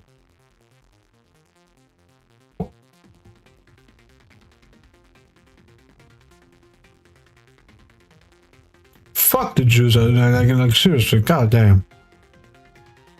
But they hit them very hard. It was actually the Israelis that went to the United States begging for the ceasefire of the 12-day war because they're running out of interceptor missiles. Interceptor missiles are significantly more expensive than the missiles that the Iranians were using in the drones. So they were saturating the air, and then as the days passed by, more and more missiles started getting in. Even though the Iranians were shooting less, more were starting to strike, and obviously the Israelis can't tolerate that forever. So they ended up ending the war, and this actually is what led to this next conflict because they shifted from the nuclear problem, right, to these guys actually have really dangerous ballistic missiles because this is the first time that they saw all those capabilities. They saw hypersonic missiles hitting them. Israel's never been hit like that. So ever since the 12-day war, I knew that they were going to fight again because those ballistic missiles caused a lot of damage to the Israelis. So they tried the decapitation strikes the first time. They told the people, rise up, your government's disoriented. The opposite happened. They took to the streets and said, fuck Israel. They rallied around the flag, and Iran hit them back very hard. So this time they tried it twice. They tried it in January. They had the protests and everything else like that, which were Mossad operations. I think at this point now it's pretty much widely known, unless if you want me to go into more detail. But a lot of the protesters. So the Secretary of the Treasury, Besant, he goes ahead. I might have pronounced the name wrong, but he goes ahead and he messes with their currency. They crash the currency. This makes shopkeepers say, "What the hell? Inflation going nuts." They protest. As these legitimate protests were going on, agitators, Mossad agitators or CIA or some other foreign intelligence service agitators got involved in these protests and started shooting and killing police officers, right, and military officials. And this led to, widespread pandemonium. They were lighting mosques on fire, etc.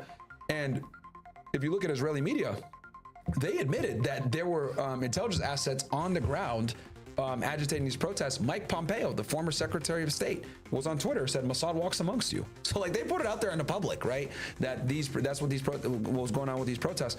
And then they said, oh yeah. So you see this, guys? You see this? If you don't follow the same type of fucking goddamn rules they follow, they will destroy your country from the outside, or they will destroy your country from the inside. Simple as that. People, there's no way that it's not 30,000, right? The Iranian government said 3,176, if I'm not mistaken. The U.S. government said around 30,000 or whatever. It's probably somewhere in the middle. Obviously, a lot of people did die, but a lot of those people were operatives that were getting paid. I don't believe any government, they're always going to lie, right? Either overestimate or underestimate. And after that happened, the Iranians were able to stop those protests, and they stopped it twice, because what happened was when the protesters got arrested the first time, some didn't get arrested, and they ended up trying to smuggle a bunch of Starlink satellites in, right, so they can get on the internet, because the Iranians shut the internet off because they knew, they're like, okay, this is a coordinated attack, let's shut the internet off. They shut the internet off, and the protests dissipated, significantly reduced. So they smuggled in a bunch of Starlink. This came from the White House. The government admitted already that they were involved in trying to smuggle these Starlinks into the U.S. Into Iran. So they got the Starlinks, and a couple of the operatives got the things to try to communicate. And then that's when the Chinese came in and they shut down the Starlink. And the Chinese intelligence services had to help them with jamming the Starlinks, and then they shut it down. And then that's when the protests pretty much died off. They captured a bunch of them. Hundreds of them got arrested. And I think they got a date to be hanged or whatever. And then that's when Trump said, oh, if you hang any of them, we're going to start a war or whatever. And that's when I knew, okay, the U.S. is looking for an angle to come in and invade and start a war. That's why I was saying, oh, yeah, if you do anything to these protesters, we're going to come in. Trump doesn't care about that, right? It's dude, you've had crippling sanctions on them forever. They're part of the JCPOA. You could have had an eye on their nuclear program. You pulled out of that because of the Zionist lobby. So that's when I knew, they're not going to rise up. They tried with the protests. It failed. They tried with the 12-day war, it failed, and then now they tried it again. They thought, you know, okay, let's bomb this base, kill the Ayatollah and the top 50 guys, then let's go ahead and say, okay, guys, rise up. They thought the war was going to last 4 days. By Monday, they're striking a deal. It's going to be good. Didn't work. Didn't work. Rise up. If anything, they said, now Yep. we're going to fight back. We're going to go hard. We're in war. So it made the people once again rally around the Yeah, flag. pretty much. They don't have to like the regime, but they look at it like, well, we're not going to, you know, be attacked by the United States and Israel and turn on our government. We're still Iranian, right? And that's how they looked at it. And like, if you look at like, because I watch all media, I watch Israeli media, I watch American media, and I watch Iranian media and Middle Eastern media. A majority of the people are pro-government right now when it comes to this war. Of course, you got people that are like, fuck Khomeini, whatever. But even those people like say, fuck Israel more. So, in the United States. So they're not going to do an uprising. So since that didn't work, now the war is going longer. So Trump said, okay, it's going to be 4 weeks. Now, then it went to 8 weeks. Then it went to 100 days. Now we're looking at September. So now we're looking at 7 months. So what was supposed to be a 4-day operation Became a year almost. run into September. Does Israel have the manpower to go into Iran? No. Nah, Do we? not even To put America, this in yeah. perspective, Even America. Operation Iraqi Freedom, we have roughly 300,000. We went in there and we bombed the hell out of them before. Number one, Iran's a way bigger country. Military is way more competent. They have, you know, hundreds of thousands of guys in their military. And And then the nightmarish part. the worst part is the terrain. Iranians have such a big advantage in the terrain that I don't think Israel or America are going to be able to sit their foot on. If they're going to go there, it's going to be a bloodbath. It's going to be very, very bad. Very bad. So there's no point putting foot there. And I don't think it's just a waste of time. They're just going to get people killed. That's pretty much all they're going to do. Is invading Iran is not going to work. Saddam Hussein tried in the 80s with U.S. backing and help, and he failed. And the reason why is because the terrain is unforgiving. We're talking about mountains, right? Like in mountains that are worse than Afghanistan. So when we have some case studies on this. When U.S. Special Forces were fighting in the mountains of Afghanistan against the Taliban or whatever, we suffered quite a bit of casualties. It was very difficult because they're hiding in the mountains, right? Yeah. We got some farmers that don't know anything fighting against, you know, elite military, and they're like killing them. And like, you know. Yeah, because they had the advantage of the terrain. Literally why. That's why if America and Israel decide to go on foot, literally on the ground, trying to conquer pretty much Iran, good luck, bro. The terrain is such a big disadvantage for you. It's just going to be a bloodbath, and it's going to be bad for them, very bad. Being able to actually resist. Osama bin Laden was able to fend off the Soviets, right? Even though we're backing him and stuff, but he was able, because of the mountainous environment. Iran's that even worse, like same exact terrain, but even worse. So imagine the difficulties of Afghanistan with the mountainous terrain, and then you're actually fighting a real military that actually has real capabilities, right? It's a nightmare. We would suffer an enormous amount of casualties. Israel can barely get into Lebanon against Hezbollah. Like they can barely fight them. Like the only reason they even won the last conflict is because of the Patriot attack alongside the bombings. Like the Israelis rely heavily upon their intelligence and their air power. But if we're talking about boots on the ground between the IDF and the United States going into Iran, it's going to be a bloodbath. They're going to get cooked because it's extremely difficult to run supply lines into a region like that that's so mountainous and so hard. And you get tanks in, supplies, it's not going to work. So what's the answer? That's a good question, and I don't think the Trump administration planned that out, right? Because what I'm thinking is this: Trump understands that this conflict is extremely unpopular for his base, right? Like a lot of us voted. Like I voted for Trump, and I said, okay. He said no new wars. I was like, let's go, because wars create a lot of issues. You know, and a lot of issues that, like you said, you might feel down the line. I'll give an example of why you're right. Like a lot of Americans in 2024, what was the big things that they were campaigning on? Inflation is high. Yeah. Groceries are too expensive, right? Bread, milk, eggs. A lot of Americans weren't able to kind of pinpoint it back. The reason why bread and food was expensive is because the Russia-Ukraine war. All right, what the hell are you talking about? Well, Ukraine's the breadbasket of Europe. If you hurt the supply chain there for food, like bread, for example, grain, It's gonna hurt the food supply that is gonna come towards you as well. Put stress on another part of the supply chain, which winds up happening. Capitalism, people want to make money, they're going to increase the prices, right? It goes up, supply and demand. So though it took years for Americans to feel it, we eventually started feeling that in our pockets when it came to the cost of food. And the Yeah, Russian pretty much. Ukraine war was a part of that. No one wants to, work it back that way. But conflicts inherently create instability. Instability inherently creates increases in the price of food and energy. Yeah, and pretty everything much. else like that. So Trump, right, campaign on no new war. So in his head, he's like, okay, I'm on my high with Venezuela. We went in there, we got Maduro. It was a badass operation with no casualties, nothing. We can do this in Iran. He became emboldened. He came emboldened, and Iran is not Venezuela, my friend. It's not It's a way better country, 100%. more competent military. They have Russian and Chinese assistance, like for real. They have hypersonic missiles. They have real military capabilities, and then they have underground cities that we can't even get into a lot of the times with their missile system, with their missile cities.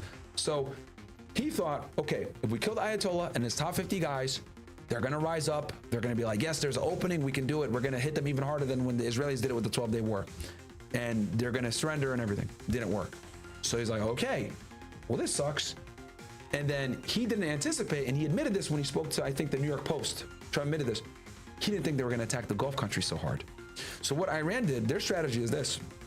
And it's very important to understand, because I know I'm going to have some idiots comment, like, we're destroying them. We're bombing them into an oblivion. That is true. Right. Let me be very clear about this. Americans' firepower is unstoppable. We are the best military in the world. No one can touch us in many different ways. They're basically their navy's gone. Yeah. Right, Yeah, but here's the thing. It was never their Navy that was It's never the- the yeah. missile program. Right. Right now the Trump agency, notice how they're moving the goalposts. Like, we destroyed their Navy. Their Navy was never the issue, right? It was the ballistic missile program, which is precisely why you went in.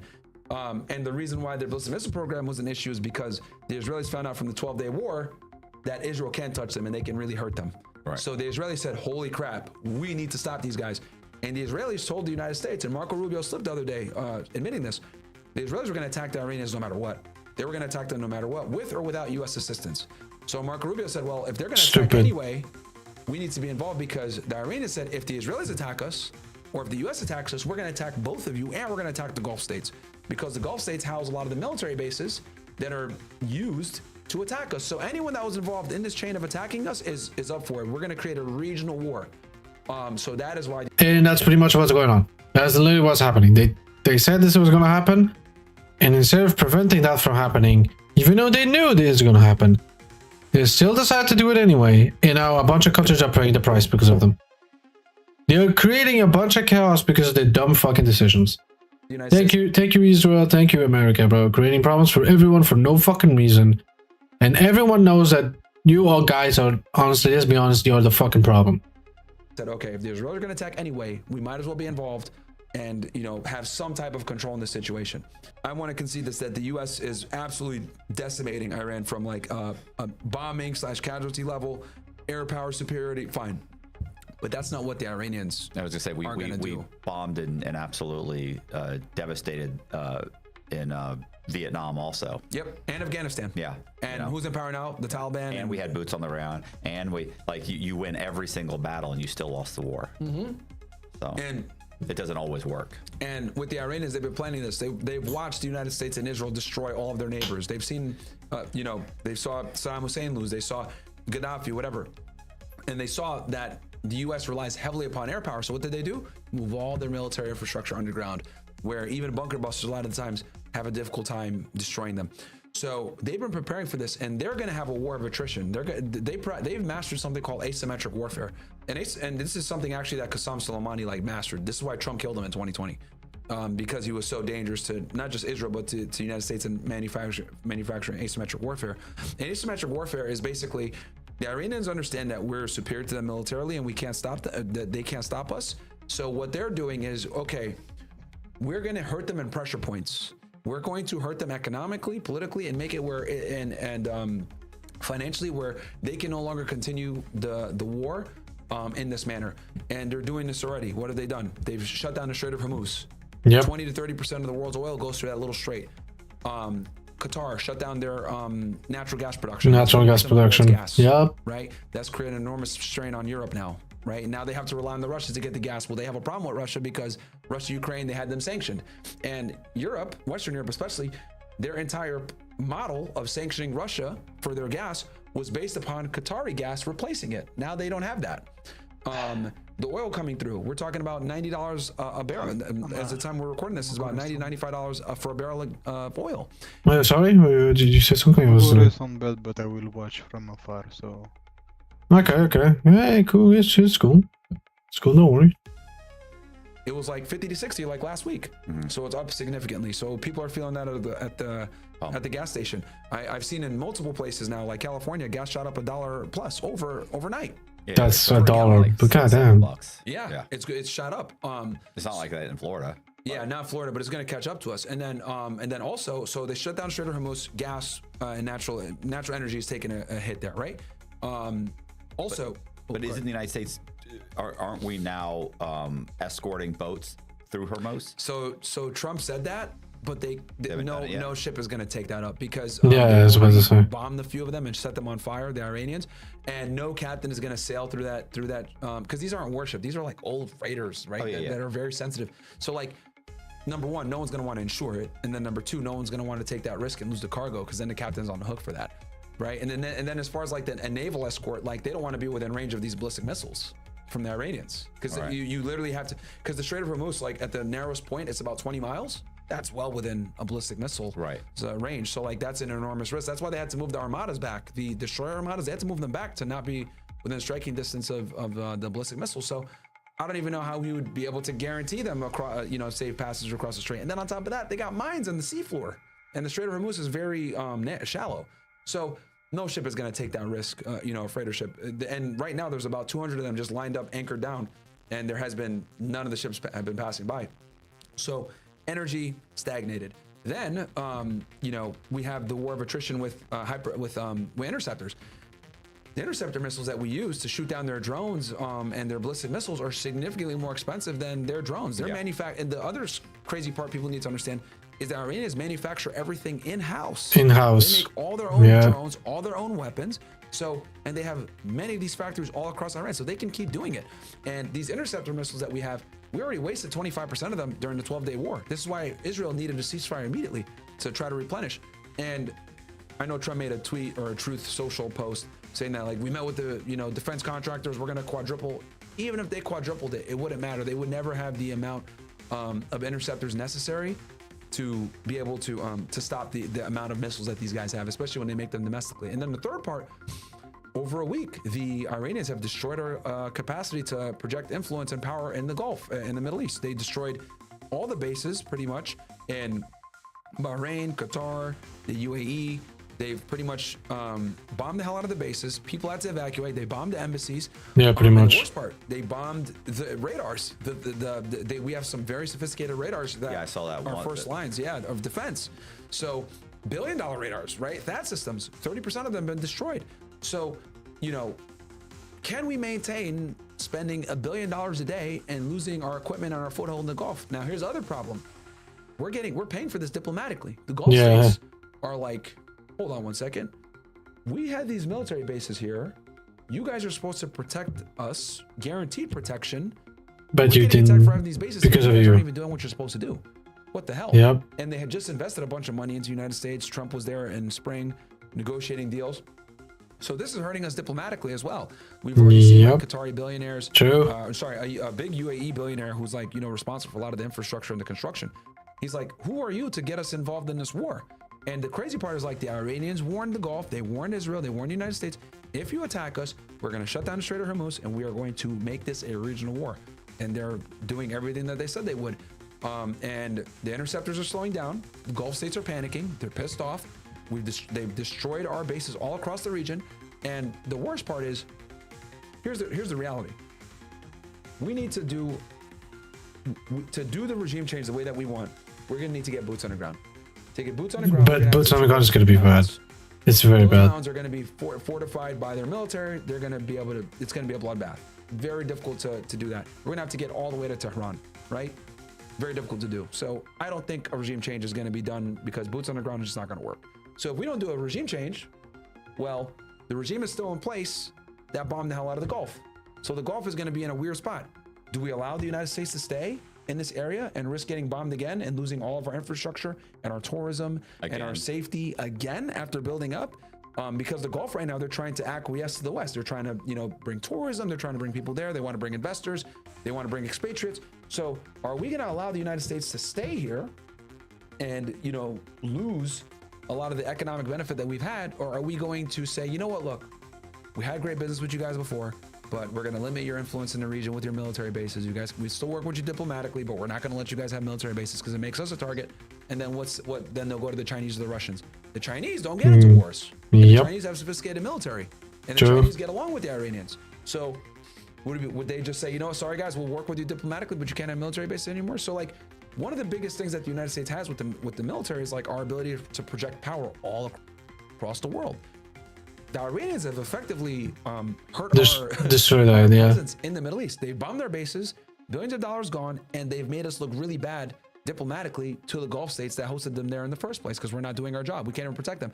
A big Saudi Arabian analyst was complaining that we were putting more effort into protecting Israel than the Gulf states. And that's a big problem because this is unspoken, but in the Middle Eastern world, no one likes Israel. No one likes, the countries yep. that are in the Abraham Accords. Everyone likes, yep, we know They're doing that. all this business with the West, and they're seeing, we're the ones that they're investing in us and everything else like that, letting us have bases.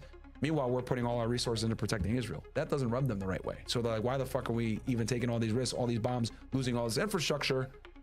We don't need these guys. Like we'll go to the Chinese or the Russians for protection now. So, Oh, Jesus there's many Christ, different bro, issues what here. the fuck?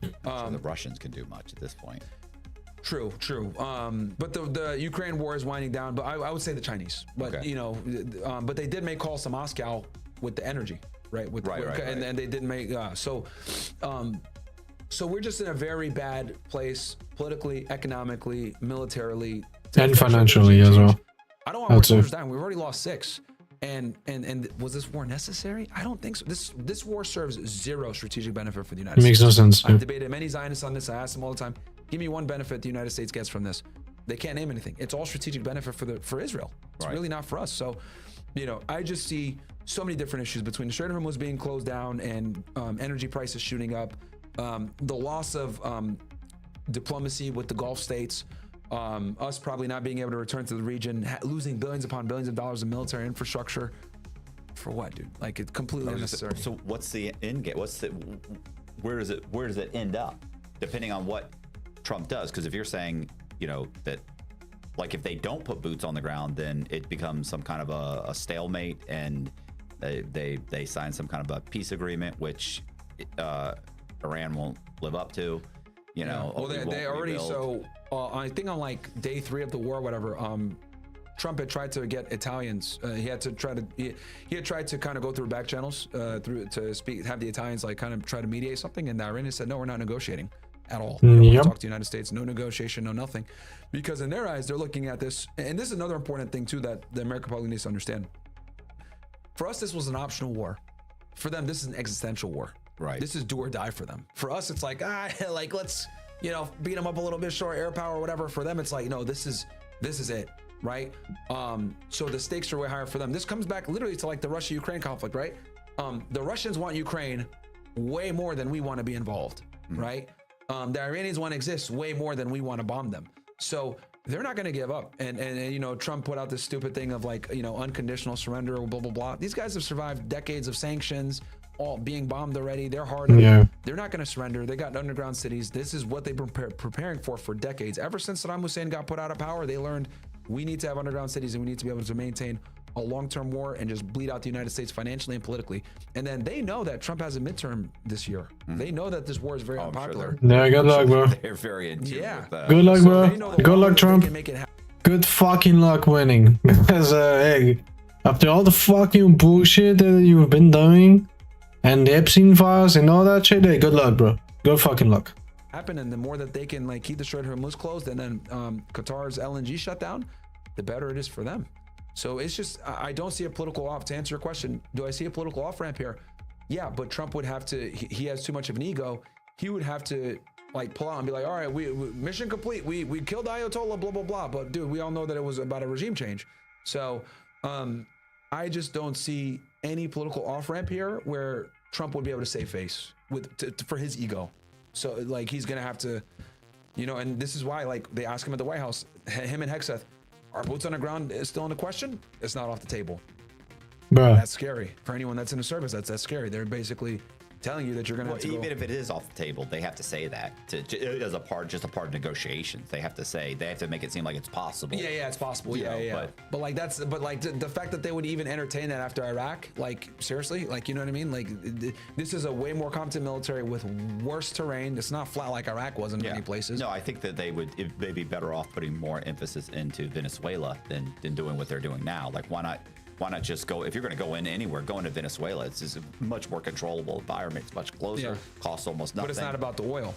It's about making Israel the hegemony, and that's the problem. That's the main reason. When I say True. because I've been I'm very critical of Israel, and this is a perfect example of what I mean when I say that Israel drags us into wars, because Yeah, pretty Israel is much. going to attack them no matter what, because Israel's chief problem is the ballistic missiles.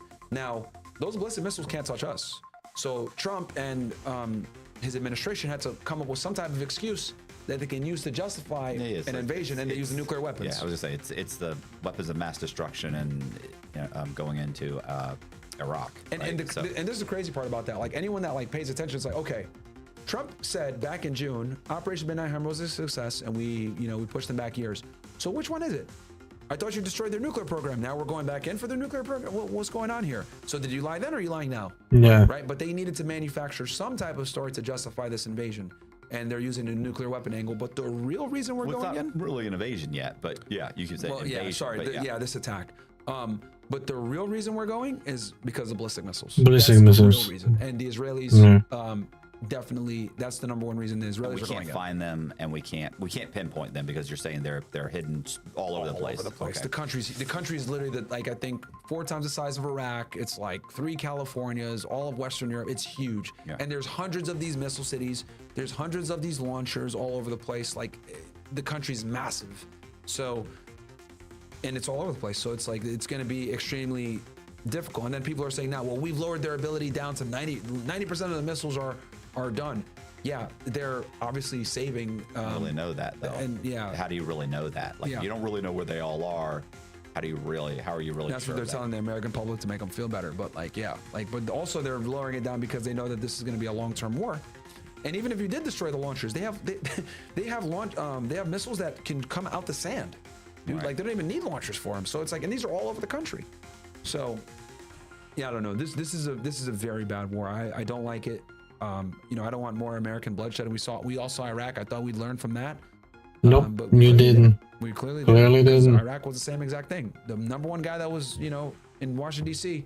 was Benjamin Netanyahu. I'll never forget, famously, 2002, if we take out Saddam, it'll have positive reverberations all across the region.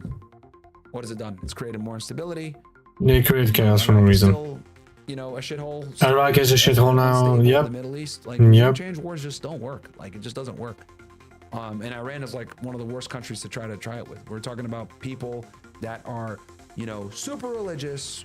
They're Shiites. They love martyrdom. It's a huge country. They have a capable military, capable ballistic missile program. Fundamentalists. Right. This isn't these aren't secular people you're dealing with. You're dealing with people here that will die for their religion, and they look at it as like a blessing. Like I'll never forget when during the 6 Day War, there was this woman. She was on the news broadcasting, right?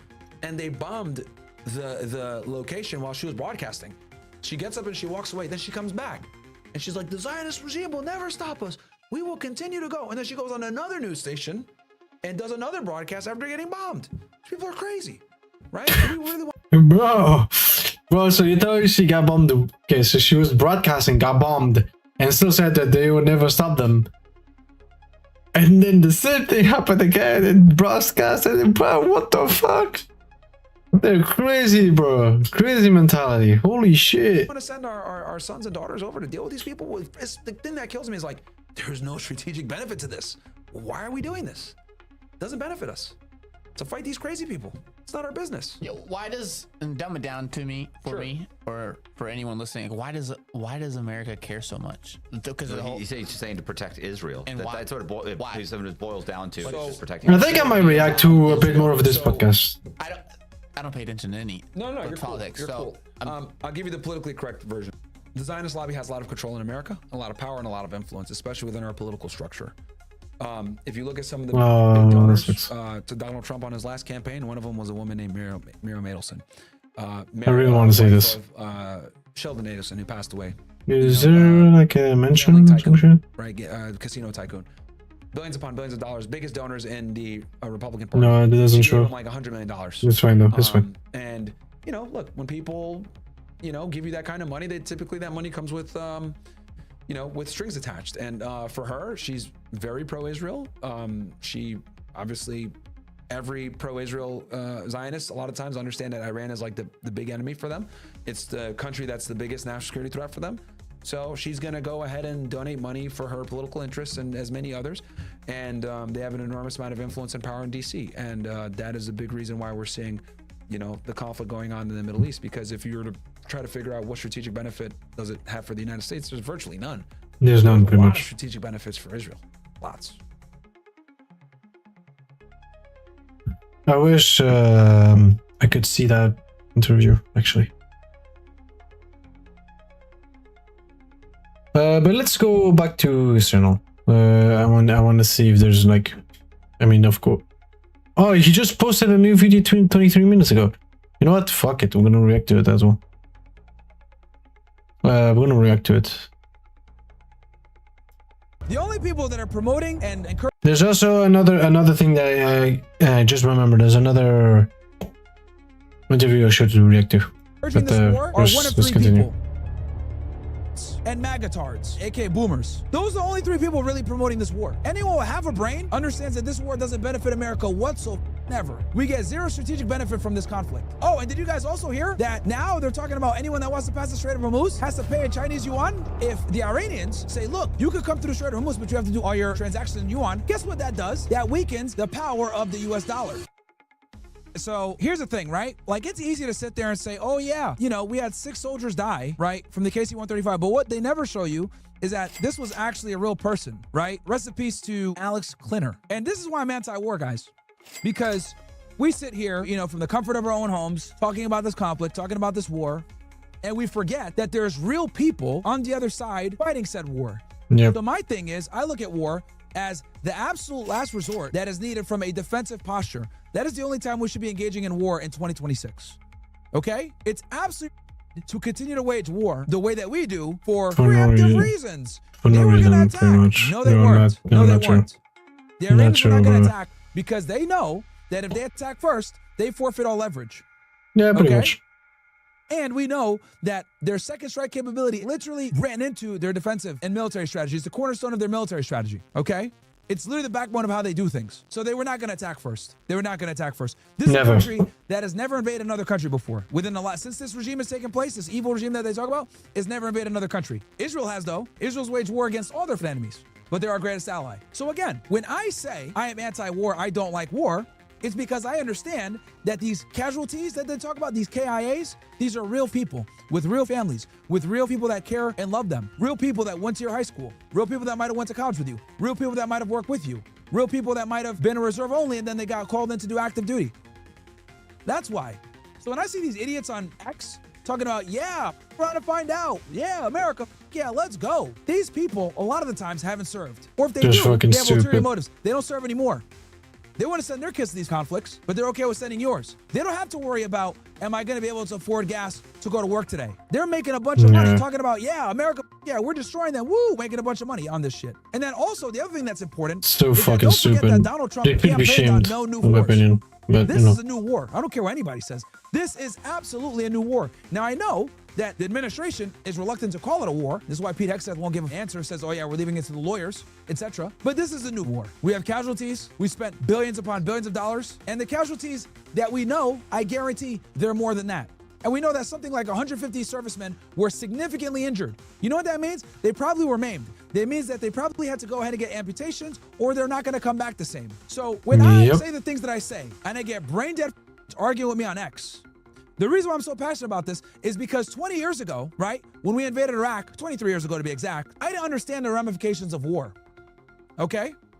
I was pissed off that I couldn't go to a theme park in the summer of 2003. But fast forward 23 years later,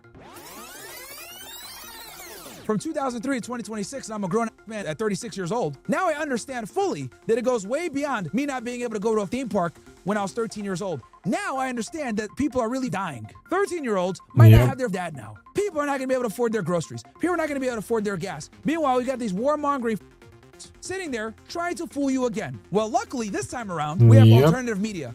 Luckily this time around, we don't have to rely on mainstream media bullshit, which is where Louis Theroux comes from, by the way. We don't have to rely upon, deceptive journalists trying to put us out of agenda. We have alternative media where people don't have an agenda, where they can just be honest with you. I'm not paid by anybody. I'm not paid by the Republicans. I'm not paid by the Democrats. I'm not paid by any. Matter of fact, a lot of them don't like me because of the things that I say, because I call it like it is. And I'm here to tell you guys, this war is bullshit. Anyone that supports this war is bullshit. And anyone that, is sitting there cheering on this war is a piece of shit that clearly doesn't understand the serious geopolitical ramifications that we're all gonna have to pay for. These stupid MAGA, they're sitting there cheering, saying like Iran is the biggest backer of terrorism and, they're a threat to America, whatever. They're backer of terrorism against Israel. They have issues with Israel.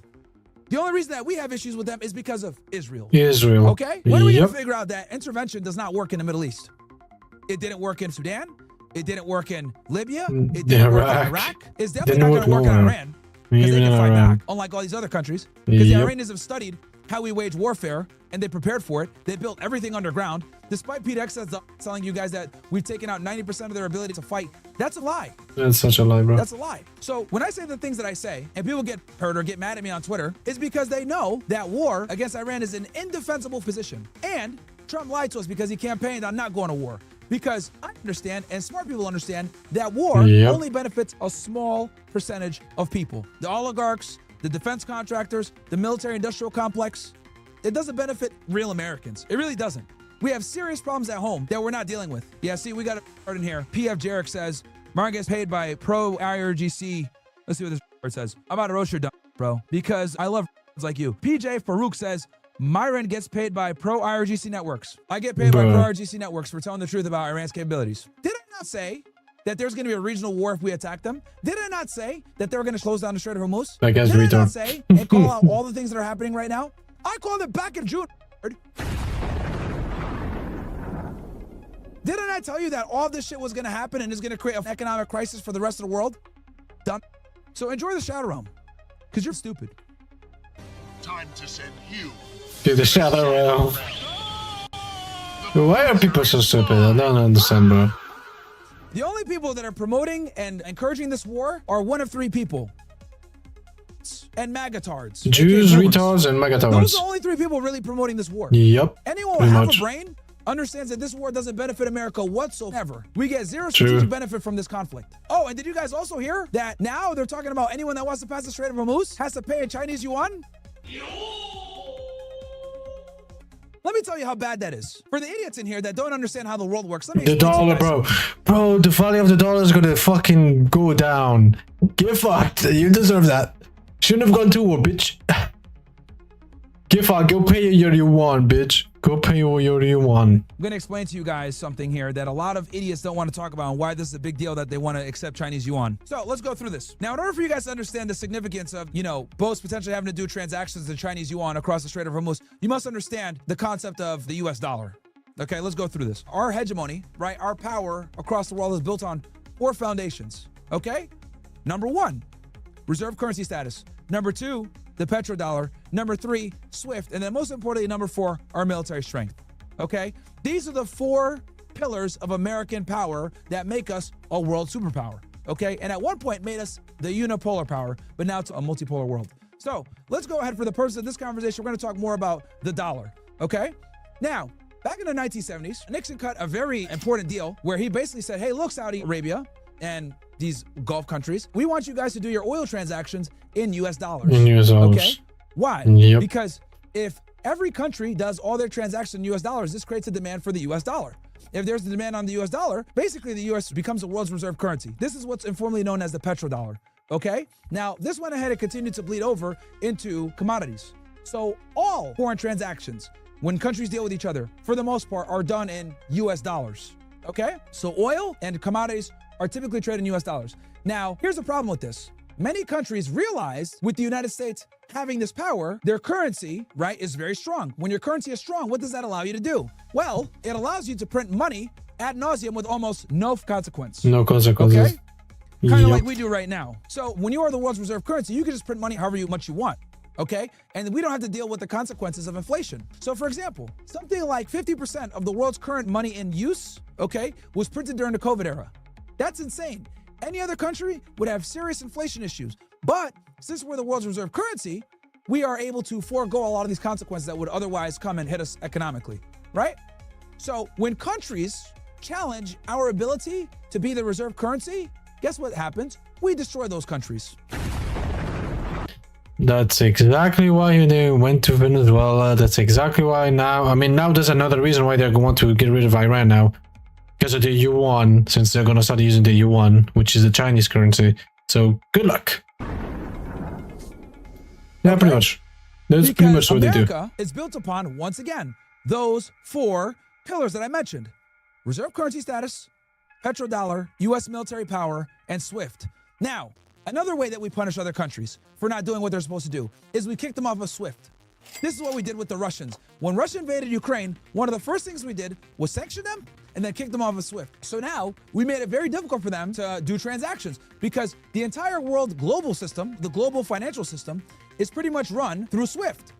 Okay? So what ended up happening was we were able to hurt the Russians financially to a degree. Now, here's the problem though, okay? The Russians were prepared for this. Back in 2014, when the Russians invaded Crimea, because just so you guys know, this war with Ukraine did not start in 2022. That's for the smooth brain think that the war started in 2022. The war really started back in 2014. That's true. After the Maidan revolution, which, by the way, we were involved in that, by the way, as well. Okay? Of course we When did. we Of came in course. and we overthrew the Of fucking course, America was also part of that shit, bro. They're all part of fucking everything. They always cause problems everywhere with the Israel and like, come on, bro. Even in this, are you kidding me? Russian government and put Zelensky in. That's a whole other conversation. If you guys want more detail on that, watch my interview that I did with Jackson Ankle. We went real deep into that. But for the purpose of this conversation, I'm going to talk more about the 2022 conflict. The special military operation. Which, by the way, we did the same exact thing with Iran, FYI. Right? Isn't it funny how those shoes on the other foot now?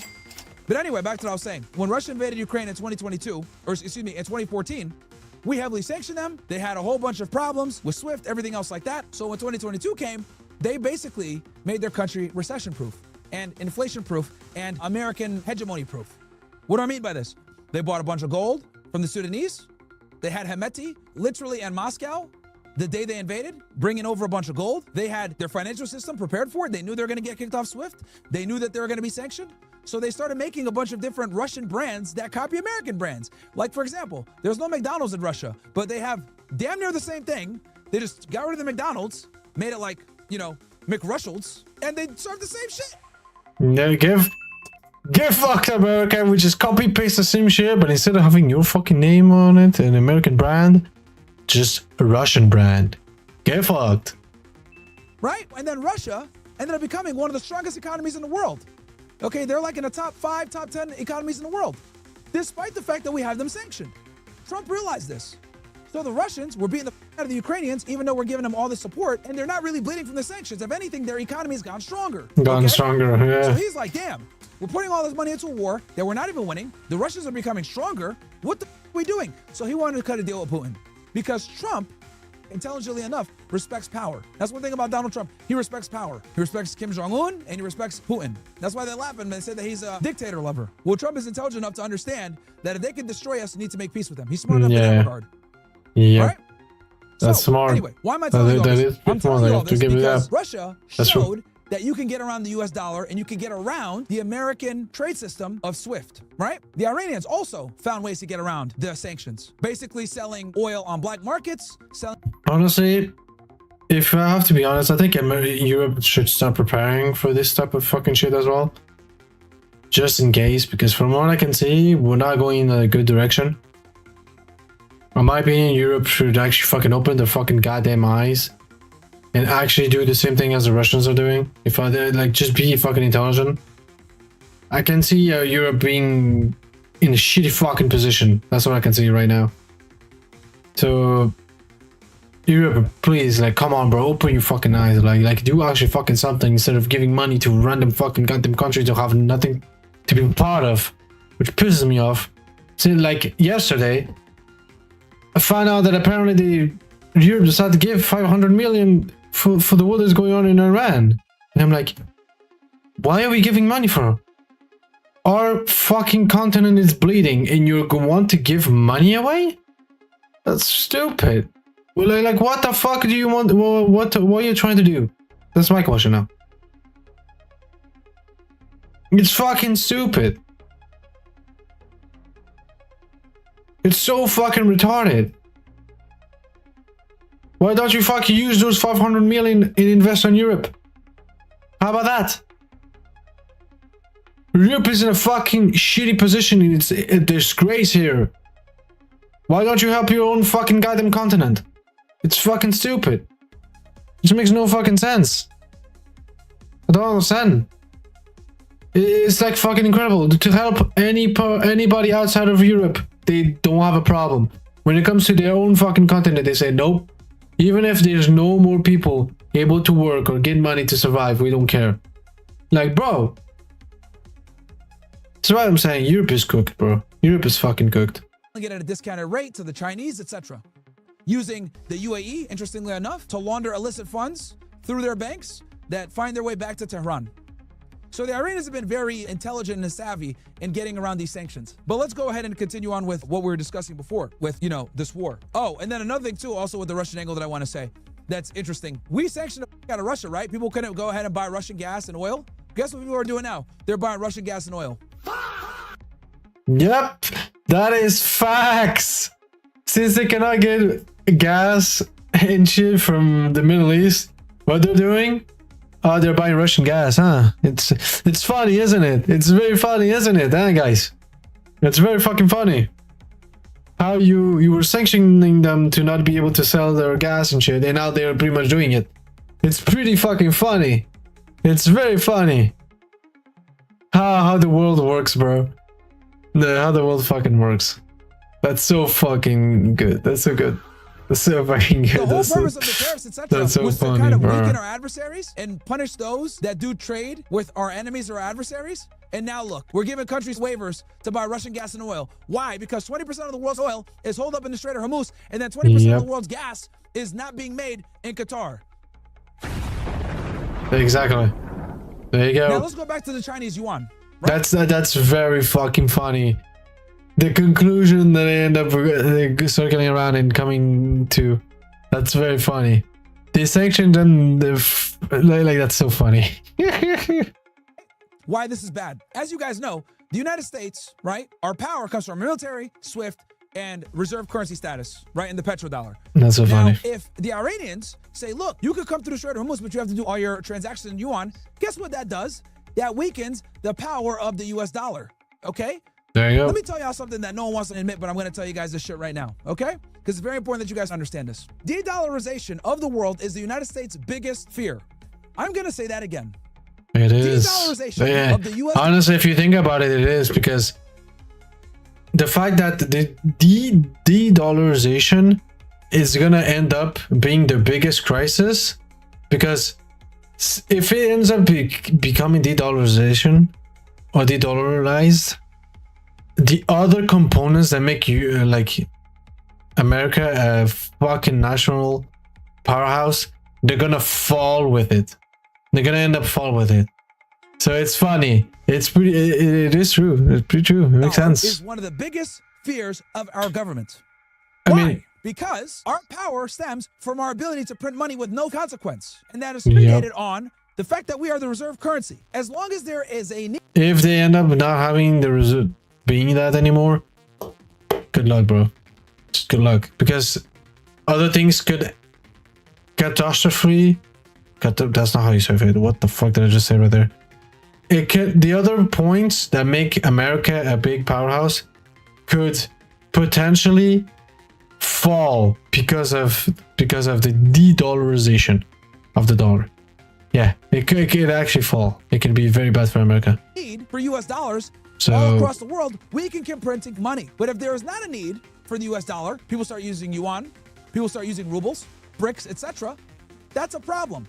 Okay? And again, this is why I tell you guys that diplomacy is so important. You look at a country like the United States, which wages war all across the Middle East, spending trillions of dollars, putting us into debt. What has China been doing all this time? China's been making relationships, giving infrastructure to poor countries. They've been. It's funny. All these years, China has been silent. This is why I keep saying, honestly, China is a big. It's scary. China is scary because no one knows. We know nothing. We know nothing about China. I don't know. No one knows what they're doing. So they're becoming scary as well. They're becoming scary. Creating all types of pragmatic alliances. They're challenging the hegemony of our currency. They're becoming scary. What do you guys think They BRICS are. Is? BRICS is a response to the US dollar's dominance because they are tired of the United States waging financial warfare on them via the dollar. So if they dollarize the United States, guess what happens? We lose a lot of international leverage. Now, a lot of you guys, right, saw Venezuela fall. We went in there, we took Maduro, kidnapped him. Everyone's like, yeah, woo, this is awesome. What did I tell you guys when that happened? I said, look, in the short term, we're going to get some benefits, but in the long term, this is going to hurt us. It's going to hurt them. Because I knew that if they went ahead and kidnapped Maduro, this is going to increase Chinese resolve to protect Iran or to assist them. Same with the Russians. Because the Russians and the Chinese have a vested interest in ensuring that Iran does not become a vassal state for Israel, which will then be a vassal state for the United States. Because all that cheap oil that the Chinese enjoy from the Iranians, that's out the window. Yep. Keep in mind, they lost Venezuela's cheap oil. They don't want to lose the Iranians' cheap oil as well. So now, the Iranians, right, control a vital economic energy choke point. The United States cannot stop them. Despite the fact that Donald Trump talks all this tough shit, they can't stop them. You want to know why? Because here's the reality. These ships cannot cross the Strait of Hormuz because they're not going to be insured. These are freighter ships carrying millions of barrels of oil, okay? They don't want to get hit with a goddamn drone. They really don't. Okay, that's no bueno. That's bad for business. So insurance rates have tripled, and no captain is going to sail with all that oil without insurance. So they're just sitting there. And only a few vessels have been able to make it through, I think something like 70. Guys, that's a 94% drop-off of the amount of ships that should be going through there. Okay? 20% of the world's oil goes through that strait. So now, if the Iranians say, oh, you guys can go through, but you got to use Chinese yuan, guess what that does for the US dollar? Get fucked. They get fucked. They get fucked. This is very real, and it's very bad. And most Americans don't understand this shit. So when these idiots are sitting there saying, America, yeah, let's keep blowing them up, we kidnap Maduro, let's go, they don't understand that this creates a geopolitical domino effect that is not good. Who the fuck are we to sit there and say, hey, Putin, you can't launch a special military operation into Ukraine and protect your national security? Meanwhile, fast forward years later, because Putin invaded in February of 2022, 4 years later, February 28th, what are we doing? They're bombing. Bombed the out of Tehran. Did the same exact shit. The hypocrisy is wild. And this is why the international community is slowly losing faith and respect for the United States. I'm telling you guys what everyone else is too f***ing stupid to tell you. These retards will never tell you. This is why I keep saying America is the ancient Roman Empire. And we all know what happened to them. They end up falling. Guess what's gonna happen to America if they continue doing the dumb shit that they do? They're gonna fall very badly. And I have to say, you deserve it. You deserve it. You're gonna end up falling. You're gonna become the Roman Empire. You're gonna fall. You're gonna take that fat fucking L in the future. The future-wise, you're gonna get fucked very badly. So good luck, bro. That's all I'm gonna say. Good fucking luck. These will never tell you this, okay? People don't trust the United States. Henry Kissinger said it himself. It's dangerous to be. But even I don't trust fucking America. Like, what? If they have the audacity just to come into a, like, just go into a country and say, hey, we're gonna go to war with you. And then that's it. They just start bombing everything. It's like, what the fuck?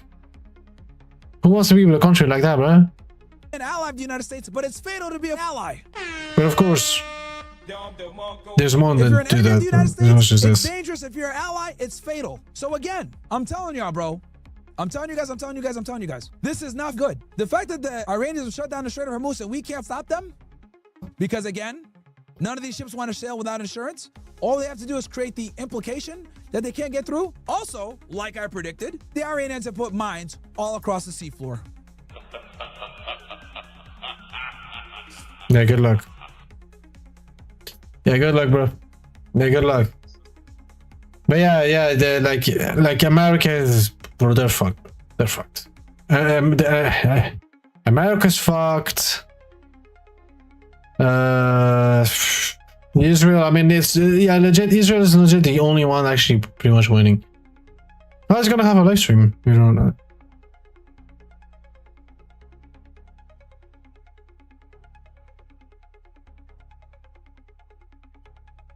Why is there so many people trying to, like, bro?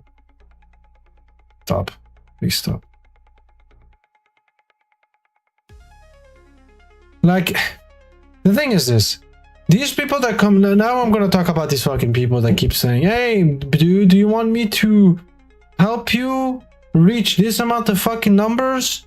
And also earn this amount of money? So the way I can help you with is by posting and going to these streaming communities on Discord, and I can help you with that. And I'm like great, but we all know you're gonna take a price for it.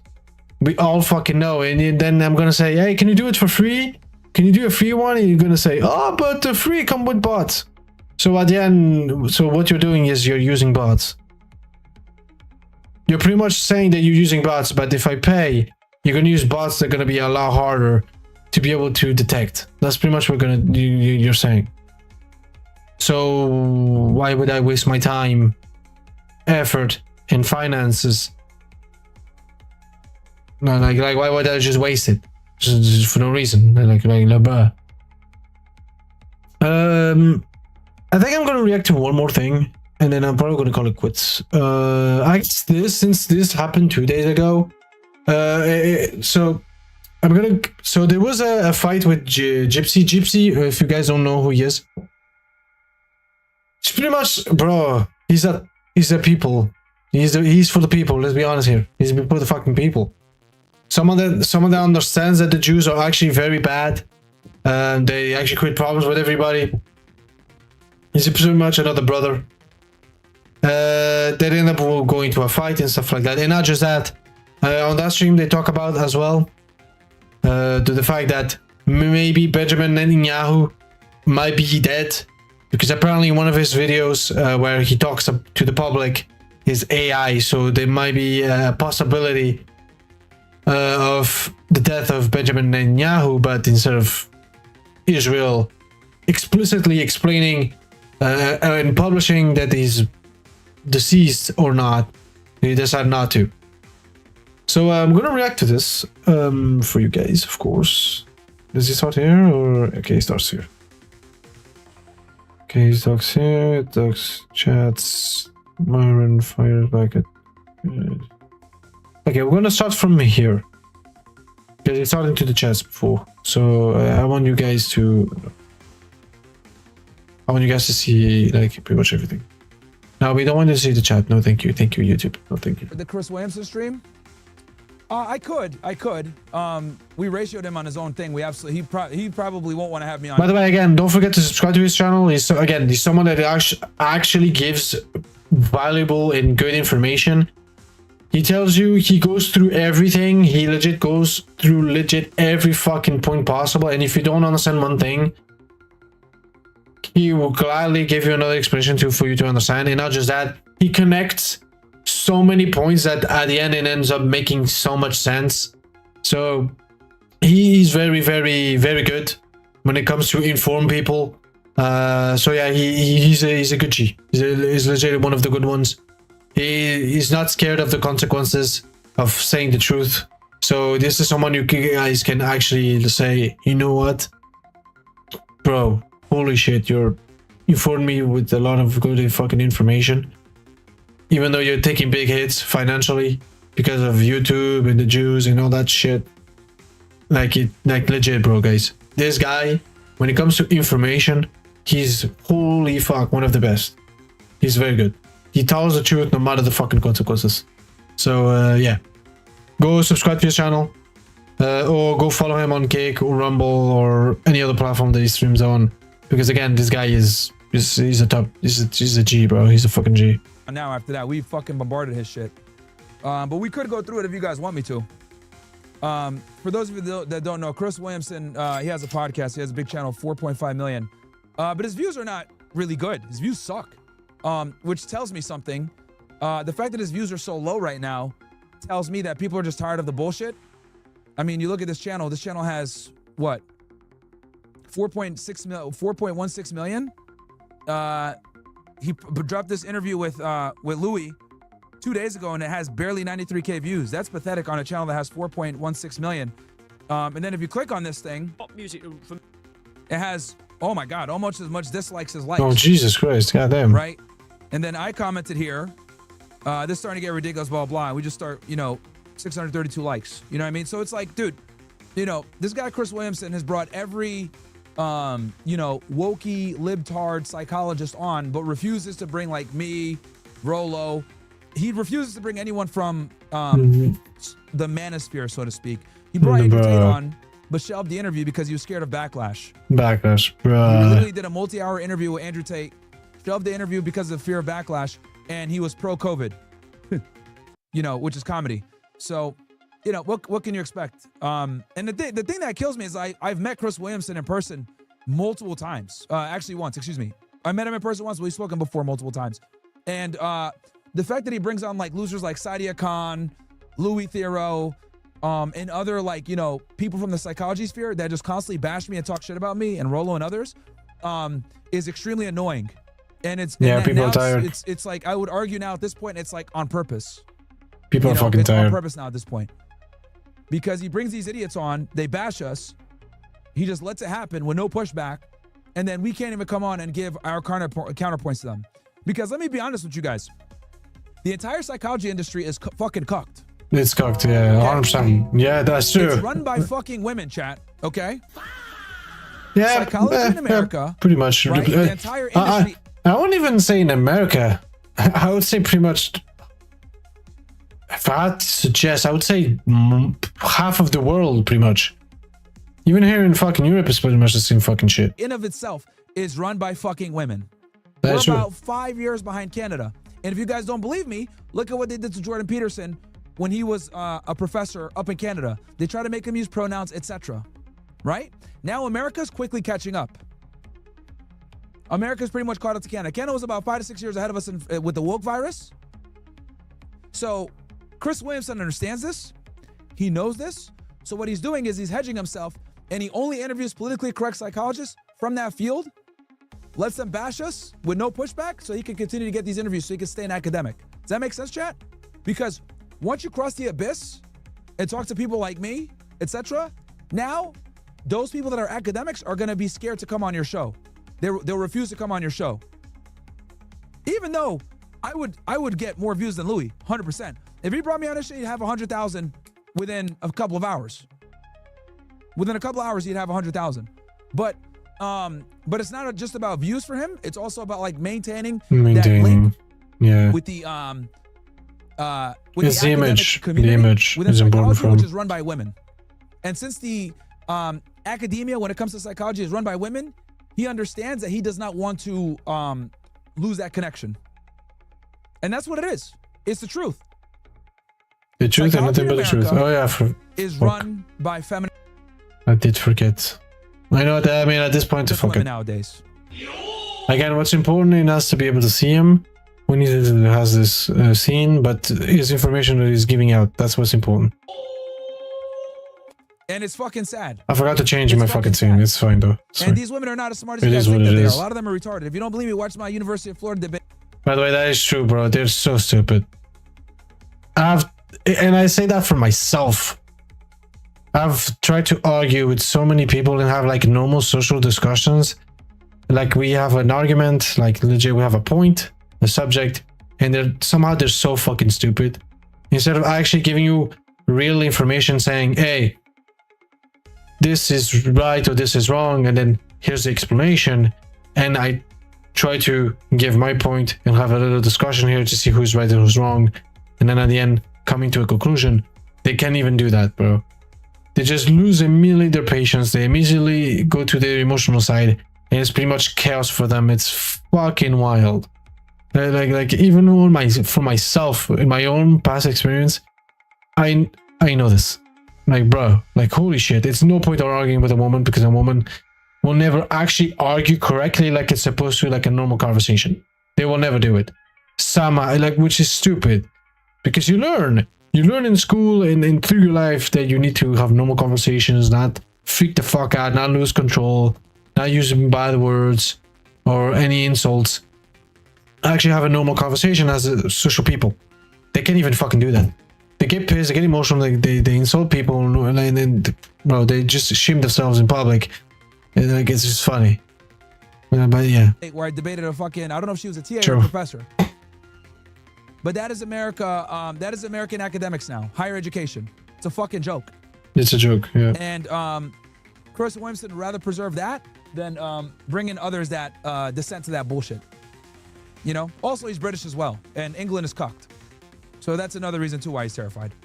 So it is what it is, bro. You know, I'm not mad. I'm just annoyed because you bring these people on, they bash me, and then I can't even fucking defend myself. It's ridiculous. I mean, people, from the views, people clearly are tired. I mean, the fact that just... I mean, I used to be able to, like, even though okay. In my algorithm, when I watch some videos and stuff like that, sometimes that guy, Chris, would appear sometimes with some clips and shit like that. Now he doesn't even fucking appear. It just shows that people are fucking tired and the algorithm doesn't give like, they don't like him, like in general. I mean, let's be honest. Our master with the big $200 super chat. Appreciate you, bro. Appreciate you greatly, man.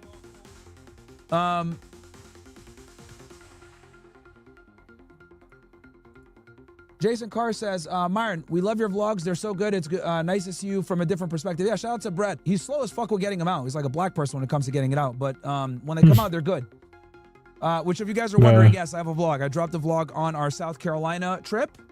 Oh, they have show a you vlog guys it channel. I real quick didn't if you even guys know wanna that. watch it. Damn. If you go to my channel, this is my channel right here. You just click clips. Where is it? Where the fuck did it go? All right, maybe if I click videos. Oh, here it is, right here. Myron Gaines visits Oh, nice. the most woke campus. Okay. Us in the airport, all that other shit. So if you guys want to check it out, Damn. I didn't I'll know drop the that. link for you guys here. We dropped it on OSS first. OSS always gets the vlogs first.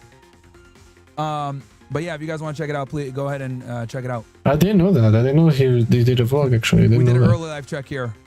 And I got to hang out with Woman Propaganda, as you guys know, aka Hayden. Shout out to him. It was a good time, man. It was fun.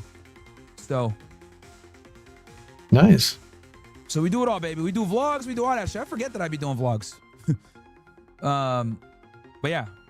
Bro, I'm telling y'all, man. Most fucking That's funny, bro. That's so funny. I mean, I'm laughing, but here in Belgium, over here. here in Belgium, it's We pretty do much debates. horrible as well. It's starting to get horrible. Go to college campuses. It's we starting, do political so- commentary, do cultural commentary. Yeah, Belgium is fucked as We well do racial commentary. when it comes everything. to gallon Best-selling of author, diesel. right? Are we still Not number just one? diesel, Let me see just, here. just gas in general. Bro, here's the other thing too. So yeah. I be selling more books than these dumbass psychologists he be bringing on his show. That's another thing too. He be bringing in these academics. These niggas are retarded, bro. Chris Williamson brings in these idiots to sell their shitty ass books, and I fucking be lapping them. It's pretty funny, but it is true, by the way, guys. It is fucking true somehow. I mean, somehow. I mean, he deserves it. Like, his books are very good. So, but yeah. Like, it is true. Somehow his book sells more than these psychiatry academic books, which is pretty good. Let's be honest. It's pretty good. Oh yeah, we are number one. Let's fucking go. In dating this time. Number one in dating. Why women deserve even less? Number one in dating, okay? On paperback That's so funny. and on Kindle, let's see. Number one in sexuality. That's so funny. Bro. Let's fucking go, bro. We're out here, man. We can't be stopped. Bro. We won't be stopped. That's so funny, bro. So fucking funny. All these fucking psychiatry people and all that shit, they should be ashamed. The fact that someone that doesn't even have a psychiatry fucking diploma is shitty on you guys. That's so fucking funny. They fucking try to make a Netflix hit piece on me. No. We're about to fucking destroy them tomorrow. They try to fucking demonetize me on YouTube. Get bigger even though. That's so Censor me on all funny. the platforms. Ban my Instagrams. Ban my X accounts. Demonetize me on X. We're still fucking here, bro. That's so funny. That's so fucking Literally, funny. Still fucking here. Still fucking here, bro. Despite the censorship, despite the hate, despite the death threats, despite the Netflix hit pieces, despite all the bullshit. Did you guys know that that a fucking Jewish synagogue here got my fucking permit taken, so I couldn't do the street debates no more? These bitch ass niggas. How can you even do that though? Isn't American freedom of speech like a thing? How they could take a permit away from someone from talking in the streets? How is that even possible if it's the First Amendment is to freedom of speech? You cannot just take the freedom of speech of someone or to be able to talk in front of the fucking public. What the fuck? How does that make sense? This is why I say America's so fucking stupid. It makes no fucking sense. It makes no sense. Where's the logic here? Where the fuck is the fucking logic? How can they take a permit from someone to talk in the streets? How? What? It makes no sense. None. Zero. What the fuck? That's why I've been able to fucking go out and do the table debates. Like what? These fucking losers. Oy vey, shut it down. He's talking too much about Israel. That's pretty funny impression. Not gonna lie, that's pretty funny.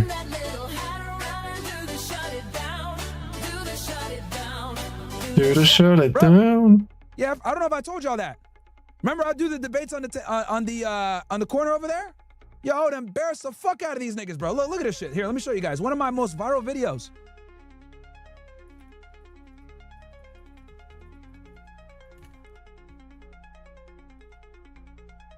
I cook Zionists, bro, all day. Look, Israelis got triggered after mine told them this. Zionists destroyed in debate after denying Gaza genocide. Yeah, that's pretty funny. The fact that the top videos are pretty much the ones where he pretty much cooks them through conversation and argument. That's pretty funny. Here. Pretty fucking funny. There's one that got like 1 million, dude. Hold on. That's very fucking funny. Harsh facts about the Israeli conflict. Hold on. Yeah, you can find it. We know that. Let me try searching Israel here. It went fucking super viral. And then all my clips go viral on TikTok and shit too on this topic. I mean, I don't think they're going viral now anymore because unfortunately, which kind of fucking sucks. A Jew ended up buying TikTok, so now you can't even post about like politics or anything like that. You actually get censored by that shit. That's really why I stopped posting on TikTok, and I don't use TikTok at all anymore. Like bro, I can't even post anything. Like, it's stupid. Like, I cannot post me about talking about this. When it comes to gaming, if I put there's a bad word that gets censored, it's like, bro, like, what's the fucking point? There's no point in posting on TikTok at this point. Like, it's just fucking shit. I just don't use it anymore at all. Clip my shit, all that fucking stuff. waste. So now it's just Instagram, X, YouTube, Kick. And here's the thing. These Pretty people much. can never actually debate. They just fucking they just ban you. They ban you, yeah. They just ban you. That's what they do. Or they censor you. This shit, bro. They ban you or they censor you. Now I gotta find it. I can't even find my own videos, man. Niggas got me so shadow banned. I can't even find my own videos, bro. Fucking ridiculous. Hold on, let's see here. Was this it? Oh, here we go. There's a problem. Would they ban you or you get censored the shit out of you? Like, it's just Here so we it's go. so stupid, so I bad. found it. This It video right just here, shows bro. how uncontrolled it is. Absolutely destroyed these niggas. What is this? 1.3 million, right? This went viral. Them niggas. Dude, just shut it down. Dude, shut it down. Because I talked to them about how they're complaining that they got to run to bomb shelters, and I said that the kids that you guys drop fucking bombs on don't have bomb shelters, motherfuckers. Get the fuck out of here. That's true. That is true. That is fucking Went true. viral. Absolutely embarrass these motherfuckers because there's a synagogue right across the street. So I will go out there on Fridays. They show up. They try to debate me, and I'd fucking embarrass them. So you know what they did? They went to the city. They got my permit fucking pulled because they're bitch ass niggas. That's so stupid. How can you get the permits Fucking from losers. someone? bro, he's talking in public. Bro, it's how can you get again? The First Amendment is to be able to have freedom of speech. How did they take a permit of someone talking in public? How is that even like? It makes no sense. It makes no fucking sense. How does the law work in America? Like what? It's stupid. It makes no fucking sense. This is what they do. They know that they don't have the truth on their side. They know that they can't fucking defend their belief system. They know that they can't defend their fucking genocidal apartheid ethno state, because that's what the fuck it is. I don't mean to sound like a liberal, but it's the truth. That's literally what it is. Like we have what too the many fuck? Palestinians. Those Palestinians don't enjoy all the same rights as the fucking Israelis, like the Jewish Israelis. Okay? You're not fooling True. nobody. True. So True. after I embarrassed these niggas week after week after week, they went to the fucking board in the city and they complained, and then the board pulled my fucking permit because these bitch ass motherfuckers can't take the fucking truth. So I've been True. censored in every single way. YouTube demonetized, fucking X demonetized, True, Instagram bro. gets banned. I've had 10 plus accounts. That's They so take my stupid. fucking permits because they don't even want me to debate out in public. They're so fucking terrified of me. In America, by the way, these bitch ass niggas. Yeah, thinking which that is- this shit is Tel Aviv. Well, there's freedom of speech, which is actually fucking wild. There's freedom of speech, and they censor the fuck out of you. Where's the logic?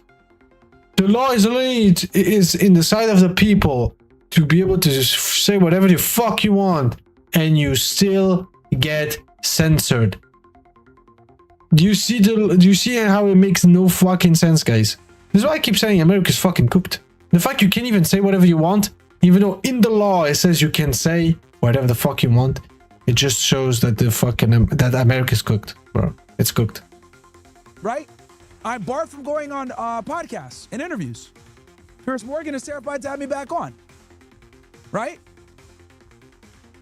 So, I'm probably one of the most censored motherfuckers on the internet because I could do it all. Yeah, I could pretty literally much. debate politics. I could tell women they're stupid. We could talk about World War II. We could talk about psychology. Yeah, you can talk All about a that bunch shit. of Best-selling stuff. That's author, true. most diversified nigga True on as the well. internet.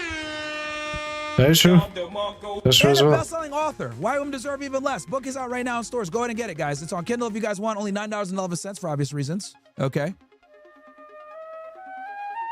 Or you can get it on paperback. #1 in dating on paperback. #1 in sexuality on Kindle. And then we get hardcover. Probably going to Nice. be #1 in feminist theory once again. Nice. So, These are anyway, good oh yeah, and games. I'm banned from every Nice. club in Miami as well. I forgot to say that too. I'm banned from every club in Miami as well. Which I forgot he, to tell which, you that. which he doesn't give a fuck about, by the way. I'm like, yo, hey, you know, but it's fine. We're still grinding. I don't give a fuck, right? I'm gonna keep giving y'all this information. We're gonna keep Nice. talking about the war. We're gonna keep covering, why this Keep is going, a fucking bro. bullshit war. We just lost some more soldiers a couple days ago That's so from stupid. one of the Why? refuelers, right? That's Gas prices are unacceptable. fucking insane right now. We're I think over $100 right now at this point. Let's see. Shout out to my guy that made this, by the way, the bread toast. It's called the OSSreport.com.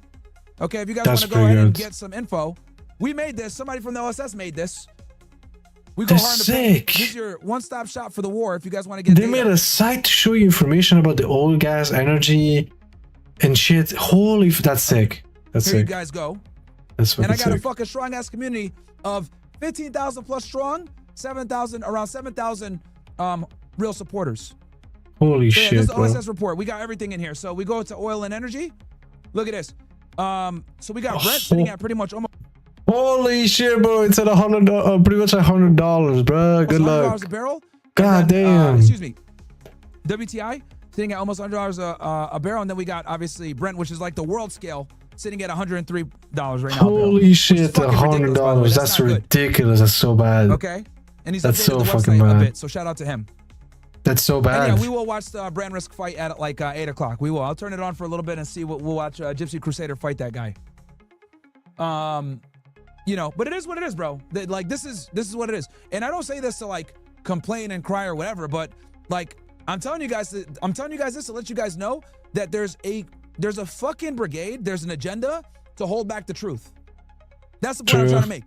Because as True. you guys can see, in many different arenas, I'm dominating. Yeah, Whether it's yeah. political discourse, when it They comes to censor you, Israel they and, ban you. They try to censor you and ban you, it doesn't foreign work. policy, Pretty I much. destroy them over there. When it comes to intersectional dynamics with men and women, I'm destroying over there, right? When it comes to geopolitical analysis, you guys see me all over your Twitter feed. right? True. When it comes to college campuses, we're demolishing these college students and showing that, you know, progressivism is woke ideology that's garbage and doesn't work and applies to the real world. That is So I can true. speak the academic bullshit language that they do because I went to a better school than all these bitch ass niggas, by the way. FYI. All That's these schools funny. that I go to, like I went to a better university than all these fucking losers. So I can speak their fucking dumbass propaganda language of higher academia.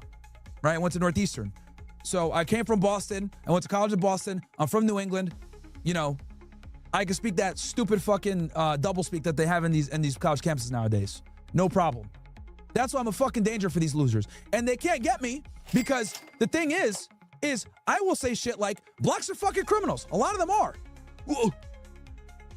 How do we attack this?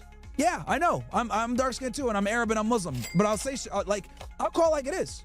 I don't give a fuck about, you know, adhering to some agenda or whatever. And that's exactly why they're terrified of me. They're terrified of me because I don't have a fucking agenda. I'll go ahead and say praying at Times Square is fucking retarded. I'll go ahead and say, you know, women are stupid and need to be second-class citizens again and they shouldn't be voting. God damn. I'll say shit like Jews run America. True. Right? I'll say shit like white dudes need to control their women better and stop being fucking cucks because a lot of you guys are. You guys really let That's the true. women run you guys into the ground. That's true. You guys talk about the white race needs to be preserved or whatever. Who do you think is killing the white race? White fucking women, bro. White women. Yeah, white women are the one doing it. Which is fucking Get wild. your women in fucking check. That is what's fucking you guys up. And then some idiots will sit there and say, Mario, you never talk shit about white people. Every day. I shit on white dudes all the time. It's just that it never goes viral. Yeah, It they never do. goes viral. You wanna know why? He does shit on white people a lot. He just compared to black people, Mexicans, or any other race, it doesn't go as rival. That's true. That is 100% true. Because everyone and their mom already shits on white people. So nobody cares. Nobody cares. It only goes viral when I talk about the Jews, because they cry. Yep. It goes viral when I talk about the blacks, because they cry. They cry. And then it goes viral when I talk shit about women, because they definitely fucking cry. They cry. True, that's so true. I have no fucking agenda here at all. Okay? I have no agenda here. The only thing for me is I'm an America First patriot. And if that means I have to give out harsh truths like this war's retarded, I will do it. I'm not paid by MAGA. I'm not paid by the Republican Party. I'm not paid by the fucking Democrats. Definitely not by the Democrats. Nah, I'm not that's for paid sure. by the fucking independents. That's for sure, not the Democrats. That's I'm a for sure. guy that's in the middle, observing everything that's going on, and I give you guys my unbiased fucking take. I'm not bought and sold like all these other bitch ass nigga influencers. Okay? I call it like it fucking is. You guys know. I like Dubai. I've talked about Dubai positively, but they're funding a fucking genocide in Sudan, and that's bitch ass nigga shit. That's and they're stupid. owned by the Jews. That's so fucking stupid. Call it like it is every fucking time, dude. Your favorite influencer can't say 50% of the shit that I say. You think Anus and Reach can talk to you guys about the Jews? Hell nah. Niggas gotta make videos on me because they're fucking losers and bitches. True. I will never be in a Netflix series. Maybe if they talk about pegging, right? If they ever want to do a documentary on, like, you know, sodomy and Anus and Reach or whatever, then they'll go ahead and contact those niggas. Them and True Gordy, right? Double Life. Then they'll go ahead and contact those bitch ass niggas. But they gotta talk about me to get views, and that should tell you everything that you need to know. Anus and Reach aren't relevant. Get the fuck out of here, man. Two retarded Canadian niggas, right? Got zero fucking motion. Like, zero fucking motion, bro. Nobody gives a fuck about these bitch ass niggas. A sodomite and a retarded window licking dumbass named Preach. Stupid fuck. A guy talks shit about Fresh, how he speaks. Nigga, you sound like you got hit by a shovel. What the fuck? You got a retarded lisp. You dancing all oiled up and shit. Your partner gets pegged in the ass. And you niggas are talking shit about me. Get the fuck out of here, man. Get the That's fuck so out of here. funny. That's I'm funny. demonetized. I'll still probably make more money than both those bitch ass niggas. Guaranteed fucking teed. Because I tell the truth, and that's hard to find nowadays. Yo, when he was talking with Sneeko, he was terrified to even say Jews and Zionists, bro. That's how you know he's fucking owned, man. Niggas terrified. Started sweating. Zionists run America and Canada. Nigga was trying to fucking backpedal all over the place. Oh shit. There's a reason why these bitch ass niggas don't live stream, bro, or they put their fucking chat on subscriber mode only. My chat's open. You dumbass niggas can go ahead and say whatever the fuck you guys want to say. If you say something too retarded, though, I'll send you a shadow room. I don't give a fuck. Time to send Yeah, same shit, guys. You can say whatever the fuck you want, but if you're too fucking retarded and you fucking say dumb shit, you're going to the shredder room as well, by the way. I'm warning you guys. You can do whatever you want, but don't be fucking stupid. to the Shadow Realm. The future is mine. Some of you niggas deserve it. You know, I like to keep my chat high IQ. some of you idiots come in here and say some dumb fucking shit. It's very clear that you're fucking black. So we gotta, you know, kick the primates out, bro. Like, what the fuck, what the fuck y'all niggas think this shit is, bro? We trying to keep our chat high IQ. All right? I fucking hate stupid people. That's like my number. Yo, I'm not gonna lie, I also hate fucking stupid people so much, bro. Holy shit, bro. I do agree with you. I do agree. I also hate fucking stupid people so fucking much. I fucking despise stupid people. Simple people don't exist. Yeah, they do exist, bro. I don't know what the fuck you're on about. There's someone in the fucking world that's gonna say, yeah, stupid people don't exist. I know they fucking do. Simple questions don't exist. Oh, they fucking do. They fucking goddamn do. Fucking stupid fucking people, bro. One thing I hate is stupid people. Stupid people piss me the fuck off, man. Yeah, me too, bro. Angry, like that's my number one thing that gets me mad. Me too. Me and Dark is the things that pisses off the most. It's stupid fucking people. Same fucking thing. We fucking hate stupid people. Like, we understand how things going on, and then when we see a fucking stupid fucking person, we're like, Jesus fucking guys, might as just say fuck away before we actually lose our fucking temper. Like, we legit hate stupid people. It's fucking ridiculous. People that lack critical thinking skills and people that are stupid. Niggas come in and say some dumb shit. Oh, your girl left you for a guy roller skates. All right, nigga, get the fuck out of my chat, man. Yeah, great. Get the fuck out of here. Nah, great. Y'all Great. niggas, Amazing point. Y'all niggas listen to Abba and Preach? Y'all niggas listen to Anus and Reach, the fucking liars? The dude that gets pegged in the fucking ass? The window-licking retard? Huh? The guys that edit their videos with jump cuts or whatever, but when they're on live, they don't know what to fucking say? The guy Abba that will never do a debate face-to-face? The guy that's terrified of me? The guy that fucking hides himself every time he's down here in South Florida? Huh? That dude? Oh, yeah, that guy. You gonna believe those stupid-ass niggas. Cool. Makes sense. Makes fucking sense. You know? The guy, he can't even tell y'all the truth about Israel. You guys think he's gonna tell you the truth about anything else? Get the fuck out of here, man. That is fucking true. Speak Nigga facts. sit there and talk shit about me. Oh, bro, Murder says all these things about Muslims. All right, motherfucker, have you said one word about Palestinians getting killed? Muslims dying? Oh, no, you haven't. Oh, okay. Oh, yeah. All right, because you're scared of your YouTube check getting fucking taken away. Bitch ass nigga. Like, everybody wants to be truthful until the money starts hurting. Fucking losers. All right, help. In Germany, diesel 9.40 a gallon. Oh, shit. You guys are cooked. You guys are cooked. Yeah, I mean, it's the truth, but it's just funny the way he says it, bro. And, yo, I'll tell y'all this right now. You guys are really going to feel it because for you guys, yeah. I don't know if you guys have as much petroleum reserves as we do. Also, driving is kind of a luxury in Europe. Yeah, but driving is, yeah. Like in the UK, for example, a lot of people don't drive or have their own cars unless they're like, you know, far from the city. So yeah, y'all are about to feel it for real. Yeah, we're gonna feel it 100%. I mean, we're feeling it right now. You think the Iranians are using the same strategy Afghanis did against the Soviets, war of attrition? That's exactly what they're doing. That's precisely what they're doing. Shout out to the 150 guys straight from the West Bank. Mr. Hooligan, hope your bro gets back on kick soon. Yeah, we are. GRT noticing daily likes getting pig roasted by Jewish men. Okay. Big Bad Swerve says, I was watching Roller earlier and he said that it doesn't matter that you what you recorded. The doc is going to reach more people and you should have known not to do the interview. Whatever, bro. Like, Rolo always has something to say, dude. Man, I was wondering what you think of Professor Zhang. Anything he says credible. See, that's precisely why. This is the problem with a lot of guys in the red pill.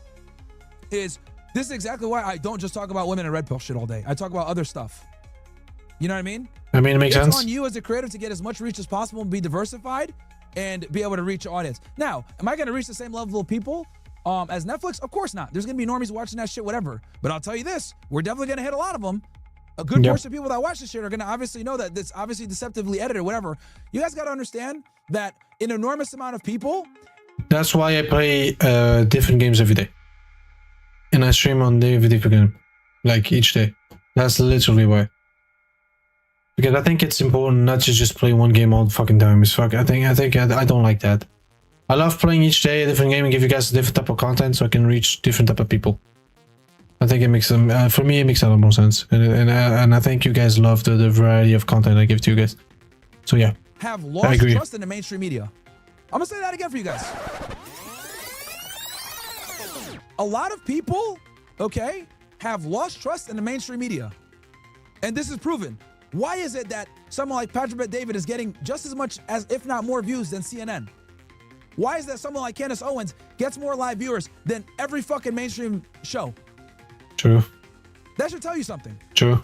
Now, if you're on your own fucking little echo chamber, niche in the internet, and you don't have the audience to do it, then that's different. But if you're diversified, you cover a bunch of different topics, whatever, it's fine. Those people that watch Netflix, a lot of them are going to be like, okay, well, you know what? You know, the normies, obviously, they're not going to care. But a lot of people are going to say, this kind of seems a little off. Let me check into these guys. And they're going to see, like, oh, shit, like, they cut out a lot. Like, for example, when I drop my video tomorrow, it's going to get a good amount of views, good amount of reach. You know? Okay. I guarantee you guys, matter of fact, if me and Louis Theroux walk down the street in any city in the United States, I will get stopped more than he does. So what the fuck does that tell you? That means that if I put out the truth, right? He could put his documentary out maybe in England, whatever, because that's his main base. If I put out my stuff, people are going to clip it, put it all over the place. We can easily change the narrative. True. We can easily get the truth out there and people are going to start to question it. True. Matter of fact, actually, I did get stopped more. Who the fuck am I kidding? He was out there with me when we were doing debates on the street. Oh, but you guys don't know that because he didn't put that in the documentary. Roughly July 18th, July 19th, guys. We're out there doing debates about Israel. Louis was there with me. He didn't put none of that in the fucking documentary. That's pretty funny. And nobody knew who the fuck he was, by the way. So unless you're like from the UK and you're older, you're not going to know who Louis Theroux is. But a lot of people know who I am. So when I put my shit out, they're going to be like, oh shit, what the fuck? What the fuck? So, yeah, I mean, look, I disagree with Rolo on that. 100% disagree with him on that. Goldfry, subscribe, shout out to you.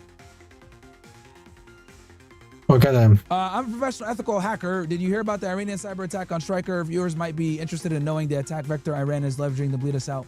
Also sucks that it's crazy story. Okay. Just wondering if any, if you know who Loki is. No, don't know who that is. Oh, what? I have no idea who that is. Would you attend shrink appointments regularly if a free... No. The U.S. got so desperate they gave all countries a temporary waiver allowing us to buy gas from Russia for 30 days. Exactly. That should tell you something. That should fucking tell you something.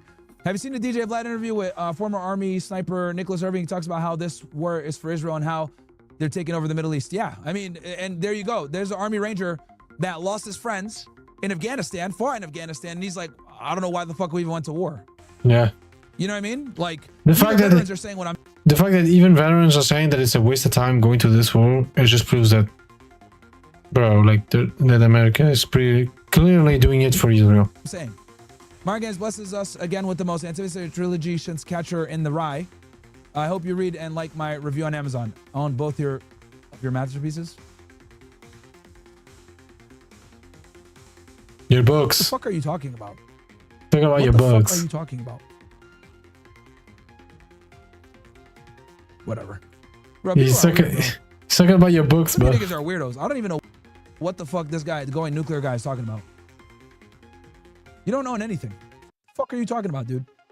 Mark Kirk expressed that going to war with Iran was detrimental to America. Do you think if he was alive today, he would have shifted right-wing party against Trump or against this war? He would have done exactly what Tucker did. He would have tried to reason with him, and he would have went to war anyway.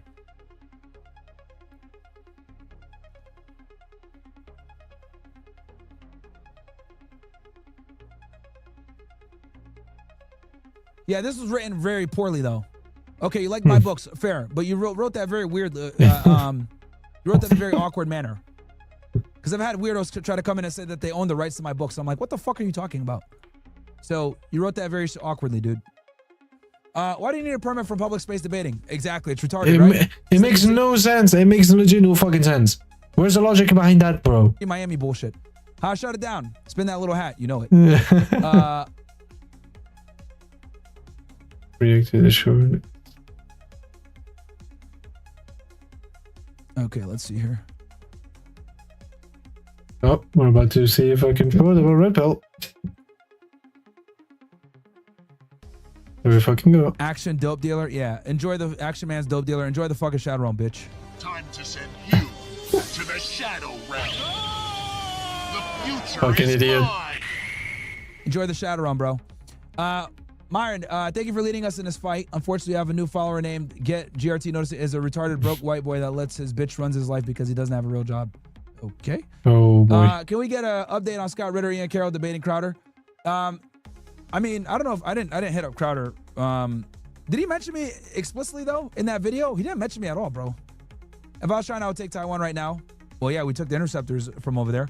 The other day, you said you'd put this on the soundboard. Just a reminder in case you forgot, of course. What is this? Oh, here we go.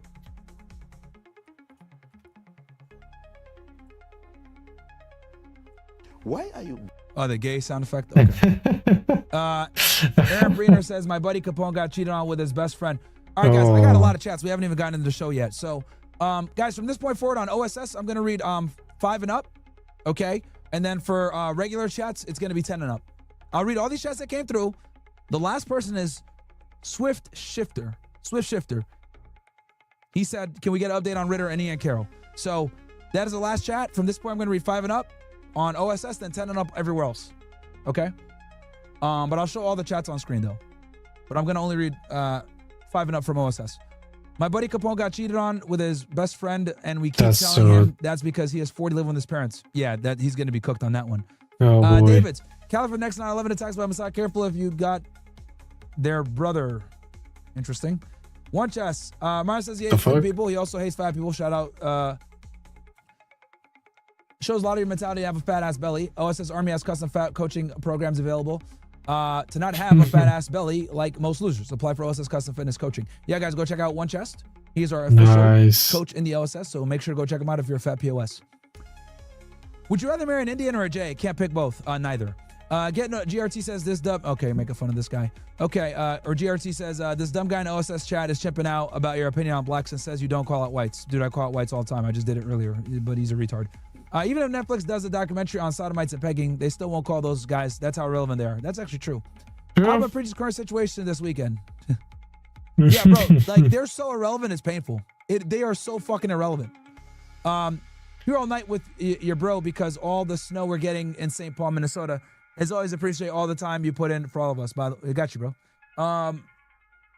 Show Enough guy says, hey, Myron, is Cali next for Uncensored America tour? If so, when? Let me ask Sean right now. Oh, he has a main cuff book. Jesus Christ. Holy fucking shit, bro. We're trying to get April 7th for California. No. That's what we're working on. Because I was hoping you could sign my Mein Kampf book. I got you. I'll sign it. Nick Matu keeps calling you out. Thoughts on debating him? I have no who the fuck is that? Who the fuck is Nick Matu? What? Who?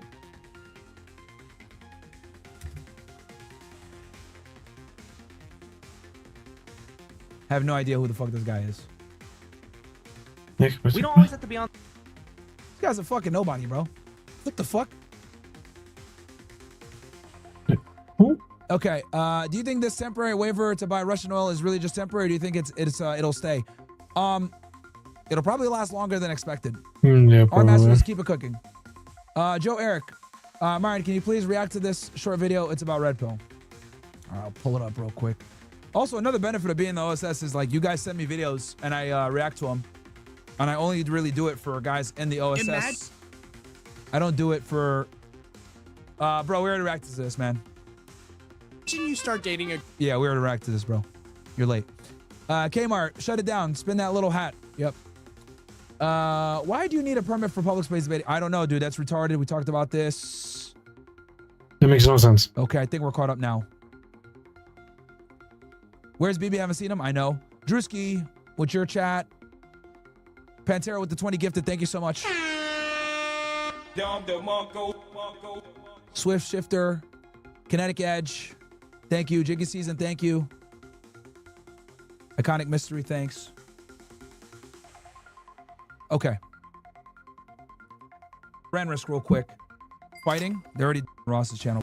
What, donated Ross's channel? What the fuck? You're not gonna be praying 5 times a day on camera.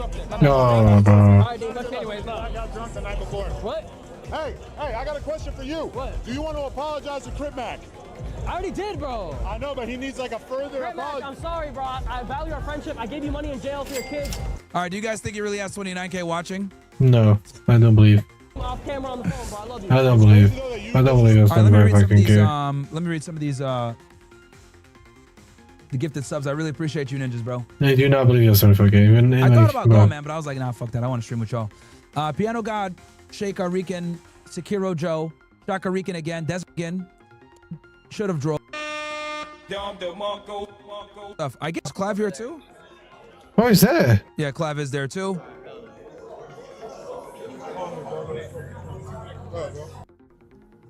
What's Osmongold doing? Was it good? Sneeko is, what's he doing? What the fuck? Okay, I think he's in Saudi Arabia, that's why. What's Larry Wills doing? Oh, he's there as well. Oh, everybody's at this boxing shit I see. Huh? Holy shit, everyone's there. Everyone's there. For Sal. Yeah, for sure. With Sal, I will. Yeah, I hope his wife doesn't embarrass him again, bro. That was no bueno, man. Very, very bad. Very, very fucking bad. You can see all the people that are there. All right. Nigga, why they got Vitaly here and Vitaly next to me? Fuck if I know. Where's that water? Hopefully someone spiked it. Last time me and Sneeko pulled up to one of these things, they didn't let us in. I think we're too controversial, bro. Bruh. Last time we went, if you guys remember, they had a boxing match like last month. I went there with Sneeko. And they didn't let us in. That's so gay, bro. Let's be honest, that's so gay. I think it's because Sneeko told Aiden that he wasn't gonna show up, and then he did show up, so he didn't put him on the list or some shit like that. I don't fucking know. So anyway, but yeah, you got a lot of people there. It seems lots of people over there. You don't give a fuck. Where you going? What the fuck you doing, bro? Oh, Vitaly's there too. They should have put you next to each other. Yeah. Okay, Vitaly is not live. Not live, but he's there. Huh? Hell yeah. Oh God, all that rap music. Okay. All right. Let's go ahead. Let's see here what we got. Guys, let me know when Gypsy fights or when the fighting starts. So, okay, let's cover the first stuff because we got a lot of stuff to talk about with the war, guys. Okay. Okay. So, as you guys know, a KC-135 crashed in Iraq. Okay. And Iraqi resistance forces took credit for the attack. Okay. So, of course it is. This video here from AI Telly describes how it went down. Let's watch it, react to it, and then we're going to break it down and talk about Netanyahu next. But let's talk about this KC-135. Yeah, I really want to talk about Netanyahu. These planes are old, and they're basically flying gas stations is what they are. But let's get into it. Let's react to this. Why did the KC-135 tanker crash? Also, I'm going to get the fuck off YouTube very soon, okay? So get ready, guys, to switch over to YouTube or switch off YouTube with me very soon. As you guys know, I hate this godforsaken platform. I'm staying on a little bit longer because we waited for about 20 minutes or so. So I want to, we started about 20, 30 minutes in. So I want to get y'all some content, but yeah, get ready to switch over to Kick soon. That's the main platform, chat. Get used to it. Okay, I've been censoring myself and it's kind of annoying. So we are going to get the fuck off YouTube at some point. But we'll watch this video and react to some stuff. Currently, several scenarios are under consideration. One possibility is a mid-air refueling accident where the refueling boom snapped, causing the trailing tanker to collide with the Lee aircraft's tail. A second scenario suggests that Iraqi militias may have targeted the plane with a surface-to-air missile. Finally, a third theory focuses on a potential collision caused by the tight flying formation of the two tankers. So how exactly did this gas station crash? On March 12, 2026, tragedy struck in the skies over western Iraq. Here is exactly what we know about the recent crash involving a U.S. Air Force KC-135 Stratotanker. It probably was a mistake, which is pretty embarrassing, let's be honest. Aircraft was actively I mean, it happens. It's live. We're humans. We make mistakes. Now, the reason why these planes are so important, guys, is because fighter jets come to them during the course of their missions, right?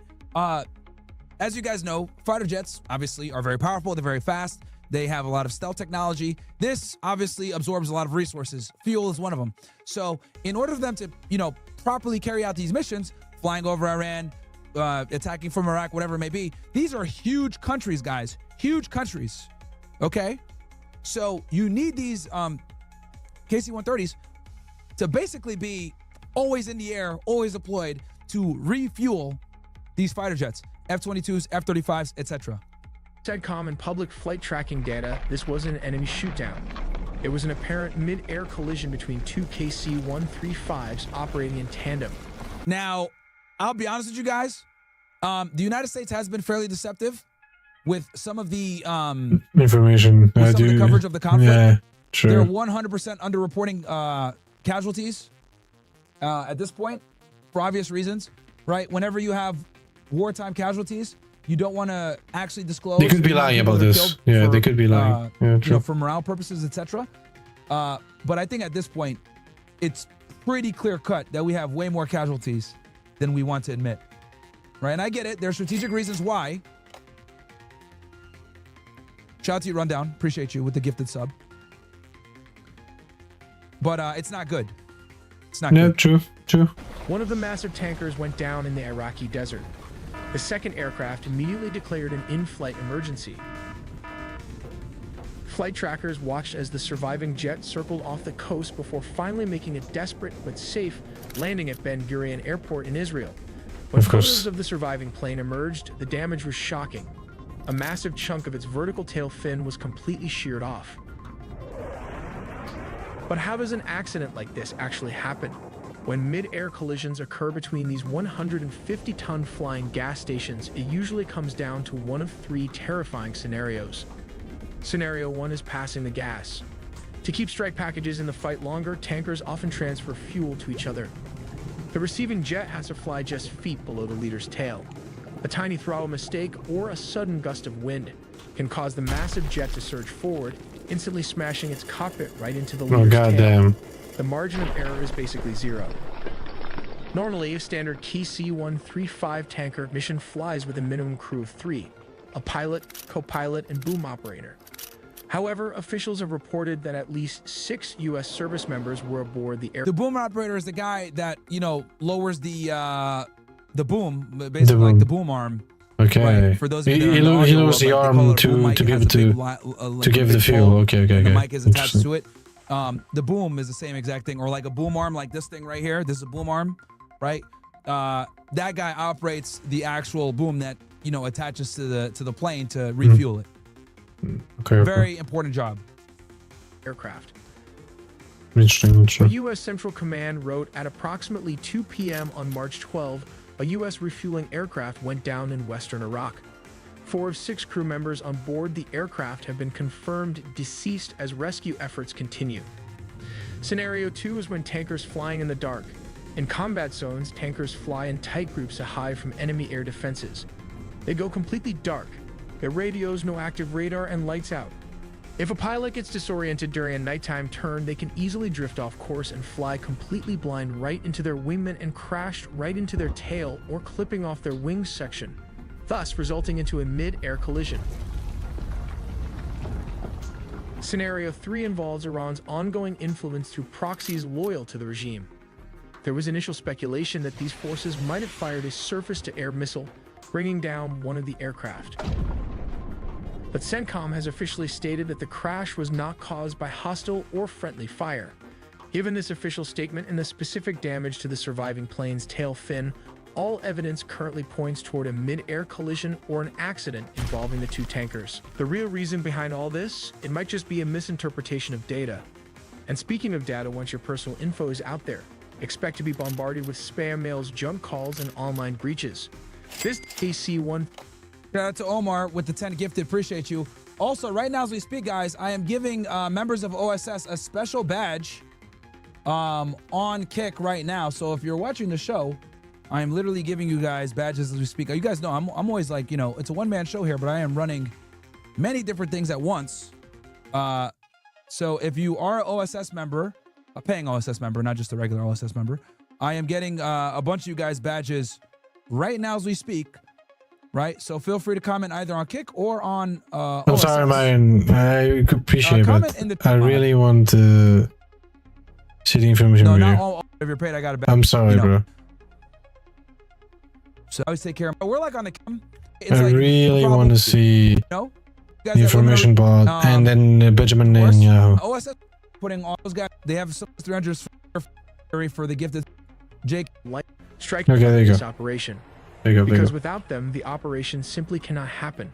Striking Iran from European bases like those in Cyprus, Greece, or Bulgaria means aircraft must cross immense distances. Fighter jets like F-35s or F-16s simply do not have the internal fuel capacity for a multi-thousand-mile round trip. The KC-135 tankers act as a floating bridge.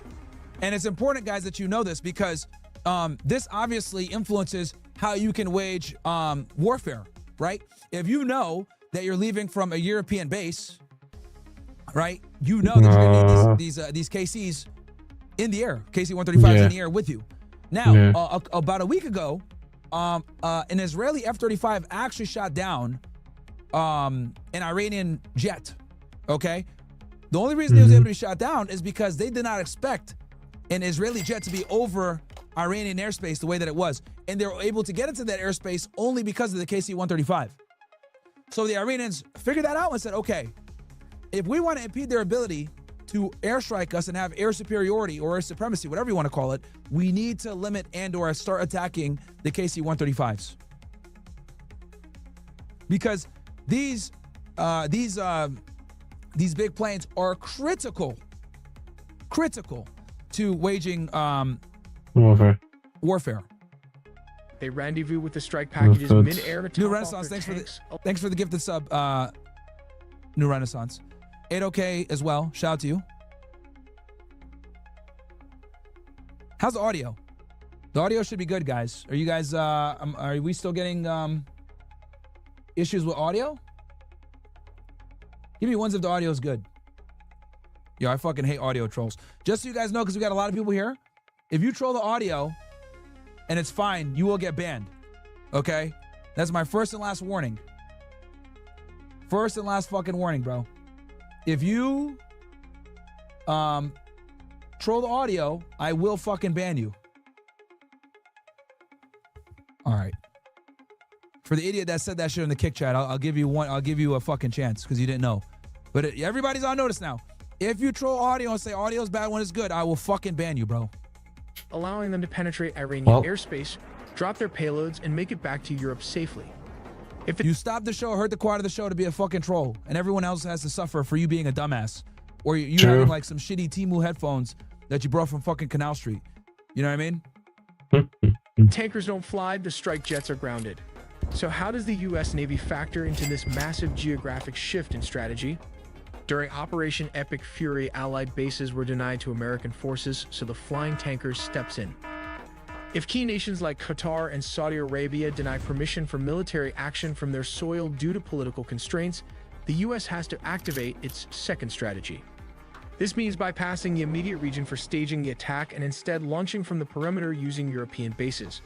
However, and as you guys know, the Gulf states did not allow the United States to launch attacks against Iran, but they still got hit. Because the Iranians looked at it like, okay, we understand that you might not be allowing the United States to stage from Operation Epstein Fury. However, I said Epstein Fury, Epic Fury, my bad. Epic. But the reality is that these bases are still used for logistics, for support, for coordination, etc. So even if you don't allow fighter jets to stage there and attack us, it doesn't matter because the damage is done. So what the Iranians did was they destroyed these bases and these staging areas regardless. And what the Iranians want, which I honestly think shockingly is going to probably end up happening, is they want complete withdrawal from the American armed services out of the Gulf. They want them out of there completely. Yeah, pretty much that's going to happen. Also, with this new leader, a couple of his other demands, they want to be have full sanction relief. They want reparations of the amount of money that they lost from the sanctions, as well as the damages that the United States has caused on them. And they also want what else do they want? They want they also reserve the right to, and I noticed that a lot of people didn't report this. They also want to reserve the right where they might pursue a nuclear bomb still. Yep. I mean, after what's going on, I think it's kind of understandable now why they actually want a nuclear bomb now. The son might remove that fatwa, chat. I think he might remove that fatwa that his father put in place, and get a nuclear bomb or pursue a nuclear bomb. And honestly, I mean, It's not rocket science. Having a nuclear bomb keeps you protected from the United States and from Israeli aggression. Kim Jong-un figured that out very quickly, right? And though North Korea, I think North Korea is the most sanctioned country in the world. I think Iran is number 2. We don't fuck with them. Why do we not fuck with them? Because they have a nuclear bomb. They also have intercontinental ballistic missiles. So that means that they can shoot rockets at the United States. Now, we would destroy them if they did that, but they do have the capability of sending an intercontinental ballistic missile, okay, towards the United States with a nuclear warhead, okay? Now, whether it works or not, or whether it lands or not is irrelevant. What really matters is that they have the capability. Okay? And they have the power to do it. If you have the capability, chat, that's all that fucking matters. Okay? You just have to create deterrence, which is exactly what nuclear weapons do, is create deterrence. That's what they're there for. Julian Gone XP, appreciate you, my friend. Appreciate you. Distance is the ultimate enemy in aerial warfare, which completely rewrites the tactical playbook. The core of the new strategy is a massive logistics shift, heavily relying on the deployment of an armada of flying gas stations. The U.S. will... Okay, for all my ninjas that are on OSS, I put a bunch of you guys in there. Okay? You guys should have your badges. And then I'm sorry, I know you're talking about the badges again, Myron, but I want to see the information, please. Thank These you. are moving from the continental United States and the UK directly into bases in Greece such as Suda Bay and Bulgaria. These super tankers help carrier-based jets stay airborne for much longer. They also act as a crucial lifeline for B-2 Spirit stealth bombers, especially if those bombers need to enter Iranian airspace before the US has achieved air superiority. The KC-135 Stratotankers, laden with fuel, loiter in friendly airspace over Saudi Arabia. I only gave it to 50 people that One Chest gave me, guys. Some of you guys might not have it. I only used the names that One Chest gave me. So that means that you obviously didn't notify One Chest. Arabia. The crew's aware that their unglamorous task could mean the difference between triumph. Or you haven't been in long enough. We're giving it out based on seniority, chat, as well. That's the other thing. It's based on seniority. Silhouettes blend into the and catastrophe. As the B-2s lift off, their jagged silhouettes blend into the night sky. Stealth is their shield, but distance is their enemy. Hours into the flight, they rendezvous with tankers flying over the canal, gulping fuel midair as F-A-18s circle protectively. The growlers emit a cacophony of electronic noise masking the strike group's movements. Meanwhile, in underground command centers, U.S. analysts watch real-time feeds ready to redirect forces if Iran's radars flicker to life. Israel also used the same tactic to attack Iran. Well, the supertankers were the lifeline for the mission. At 9 in the morning... So, I'll give you an example of a retard. Guy's name is Probjeet Singh Saab, says, Myron, you're black, so are you sub 80 IQ? Sir, enjoy the Shadow Realm? Because you're clearly a stupid G. Thank you. Come again. Time to send So you fucking stupid. to the Shadow Realm. The future is mine. Have fun. Israel launched more than a dozen aircraft, but it's a complicated That process. guy's stupid. They have to That guy's so navigate or stupid. entirely bypass the airspace of neighboring countries like Syria and Iraq. To avoid hostile air defenses, defense analysts estimate the actual There you go, Mr. Hooligan. I see you got the crown. Let's go. Nice.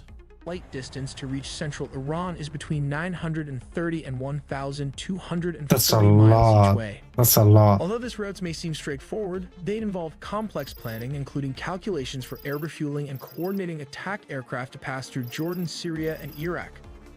Israel and U.S. strategy was to attack Iran in 3 waves. The first wave targeted surface air-to-air sites, radar installations, and Iran's air defense headquarters in Tehran, Elam, and Khuzestan. Punisher, you already have it, but it's just that you got so many badges that it doesn't show. You do have it, though. The second wave focused on Look at your name. destroying ballistic missiles, and finally, the third wave targeted military manufacturing industries. With the air defense network fractured by Tomahawk cruise missiles, usually fired from destroyers hundreds of miles away, the path is now clear. Now comes the strategic sites like nuclear bunkers, which can be bombed by B-2's Spirit, the tip of the spear. Launching from bases in Jordan and the UAE, squadrons of F-15 East Strike Eagles roar into the theater. These are the bomb trucks of the operation. Each F-15 is heavily laden with GDMs. Now, the thing with F-15s, guys, is these are kind of like the workhorses.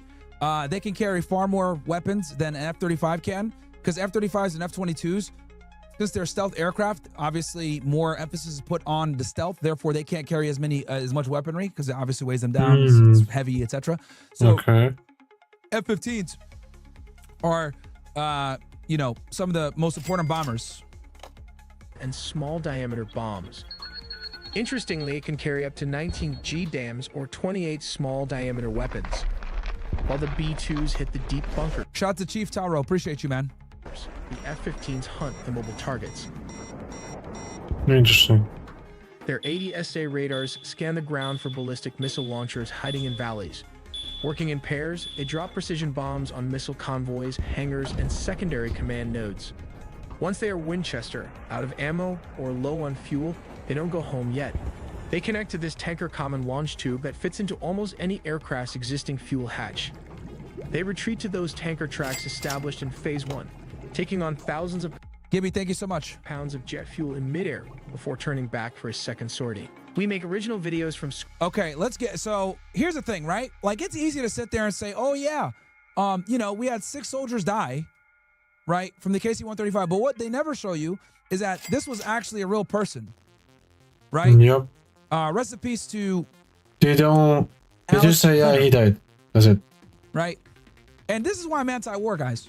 Because we sit here, right, we you know, from the comfort of our own homes, talking about this conflict, talking about this war, and we forget that there's real people on the other side fighting said war. So my thing is, I look at war as the absolute last resort that is needed from a defensive posture. That is the only time we should be engaging in war in 2026. Okay? It's absolutely retarded to continue to wage war for no reason. The way that we do for preemptive reasons. Even they were going to attack. No, they weren't. No, they weren't. The Iranians were not going to attack because they know that if they attack first, they forfeit all leverage. Okay? And we know that their second strike capability is literally ran into their defensive and military strategy. It's the cornerstone of their military strategy. Okay? It's literally the backbone of how they do things. So they were not going to attack first. They were not going to attack first. This is a country that has never invaded another country before. Within the last, since this regime has taken place, this evil regime that they talk about, has never invaded another country. True. Israel has, though. Israel's waged war against all their fucking enemies, but they're our greatest ally. That is true. So again, when I say I am anti-war, I don't like war, it's because I understand that these casualties that they talk about, these KIAs, these are real fucking people with real fucking families, with real fucking people that care and love them. Real people that went to your high school, real people that might have went to college with you, real people that might have worked with you, real people that might have been a reserve only and then they got called in to do active duty. That's why.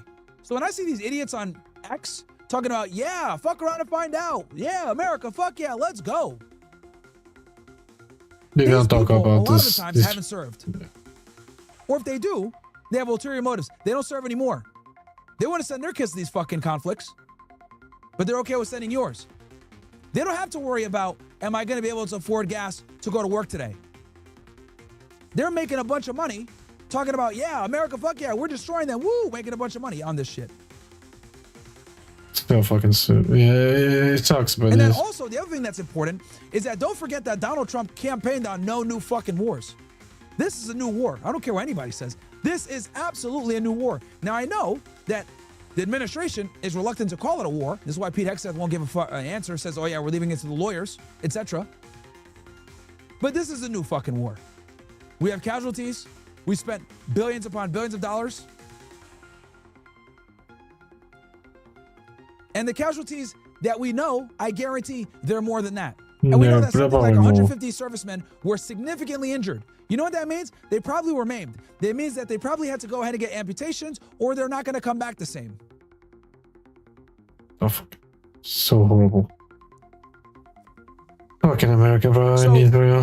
When I say the things that I say and I get brain dead fucking retards arguing with me on X, the reason why I'm so passionate about this is because 20 years ago, right, when we invaded Iraq, 23 years ago to be exact, I didn't understand the ramifications of war, okay? I was pissed off that I couldn't go to a fucking theme park in the summer of 2003. That same fucking shit, pretty much. But fast forward 23 years later, from 2003 to 2026, and I'm a grown-ass man at 36 years old, now I understand fully that it goes way beyond me not being able to go to a fucking theme park when I was 13 years old. Now I understand that people are really fucking dying. Yep. 13-year-olds might not have their fucking dad now. People are not going to be able to afford their groceries. People are not going to be able to afford their gas. Meanwhile, we got these warmongering fucking retards sitting there trying to fool you again.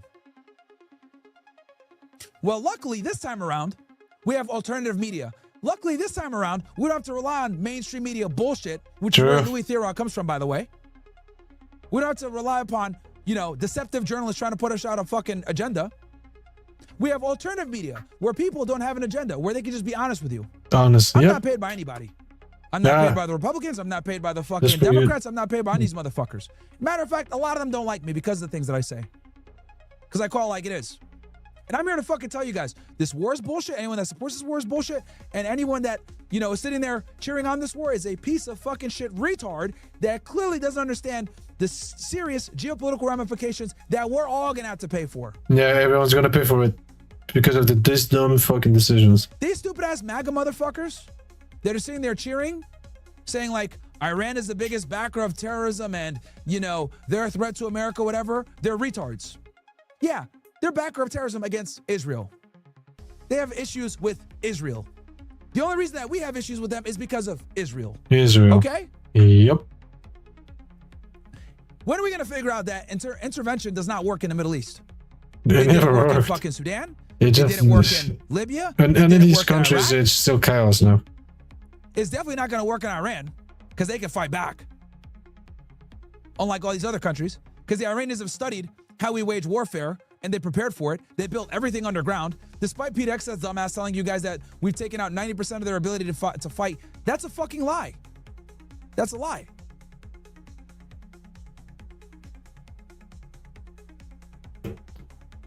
So when I say the things that I say, and people get butthurt or get mad at me on Twitter, it's because they know that war against Iran is an indefensible fucking position.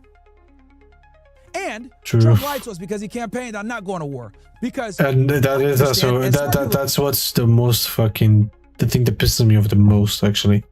Even though I'm European and I'm pissed off at that because now we are getting the consequences of their stupid fucking decisions. We're getting part of the fucking consequences, which pisses me off the fuck off. It's just pissing me off.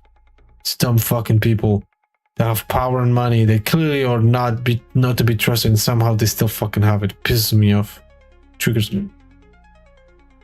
Stupid fucking people, bro. Understand that war only benefits a small percentage of people. The oligarchs, the defense contractors, the military-industrial complex. It doesn't benefit real Americans. It really doesn't. We have serious problems at home that we're not dealing with. Yeah, see, we got a retard in here. PF Jarek says, Martin gets paid by pro IRGC. Let's see what this retard says. Here we go. Go back to the chat room, bitch. I'm about to roast your dumbass, bro. Give up. Because I love retards like you. PJ Farouk says, Myron gets paid by pro IRGC networks. I get paid by pro IRGC networks for telling the truth about Iran's capabilities. But did I not fucking say that there's going to be a regional war if we attack them? Did I not say that they were going to close down the Strait of Hormuz? Did I not fucking say that guy's a retard. All the things that are happening that right guy's now? a fucking I retard. called it back in fucking June, retard. Did I not tell you that all this shit was going to happen and is going to create a fucking economic crisis for the rest of the world? Dumbass. So enjoy the Shadow Realm. Get fucked. Stupid. Yeah, get fucked. Time to send you to the Shadow Realm. The future is mine. The only people that are promoting and encouraging this war are one of three people. Jews, retards, and megatards. Yep. Like aka boomers. Those are the only three people really promoting this war. Anyone who have a brain understands that this war doesn't benefit America whatsoever. We get zero strategic benefit from this conflict. They pretty much get more you fucked guys also than hear that actually win. now they're talking about anyone that wants to pass the Strait of Hormuz has to pay in Chinese yuan. Give fuck, bitch. Let me tell you how bad that is. For the Okay, idiots in here we- that don't understand how the we world did works, let me talk- explain we- to you guys something. Oh, he's gonna stop. We're gonna go Fuck. on kick. I'm gonna get the fuck off YouTube because we're about to get into some IQ conversation here, and I gotta explain this Well- to the retards that don't understand. Yo, we're turning off YouTube right now. Come on over to Kick, guys. I'm turning. I mean, that sucks. I mean, we pretty much saw everything we needed to see. Because, I mean, that was the end pretty much of the fucking stream on YouTube, at least. So, yeah, guys. I hope you guys enjoyed the stream where we talk about the truth and nothing but the truth here. Where we talk about what's going on these past 4 to 5 days. At least in general, from there's perspective, and I'm also giving our opinion. Again, before I end the stream, don't forget to follow me on Kick. Again, we're trying to reach 200 followers. Thank you, thank you, thank you. Don't forget to also subscribe to my YouTube channel. We do stream over there. We're trying to reach 100 subs over there, so don't forget to hit the subscribe button.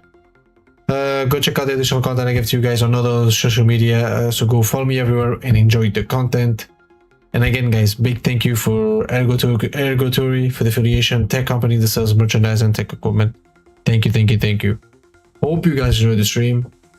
Peace.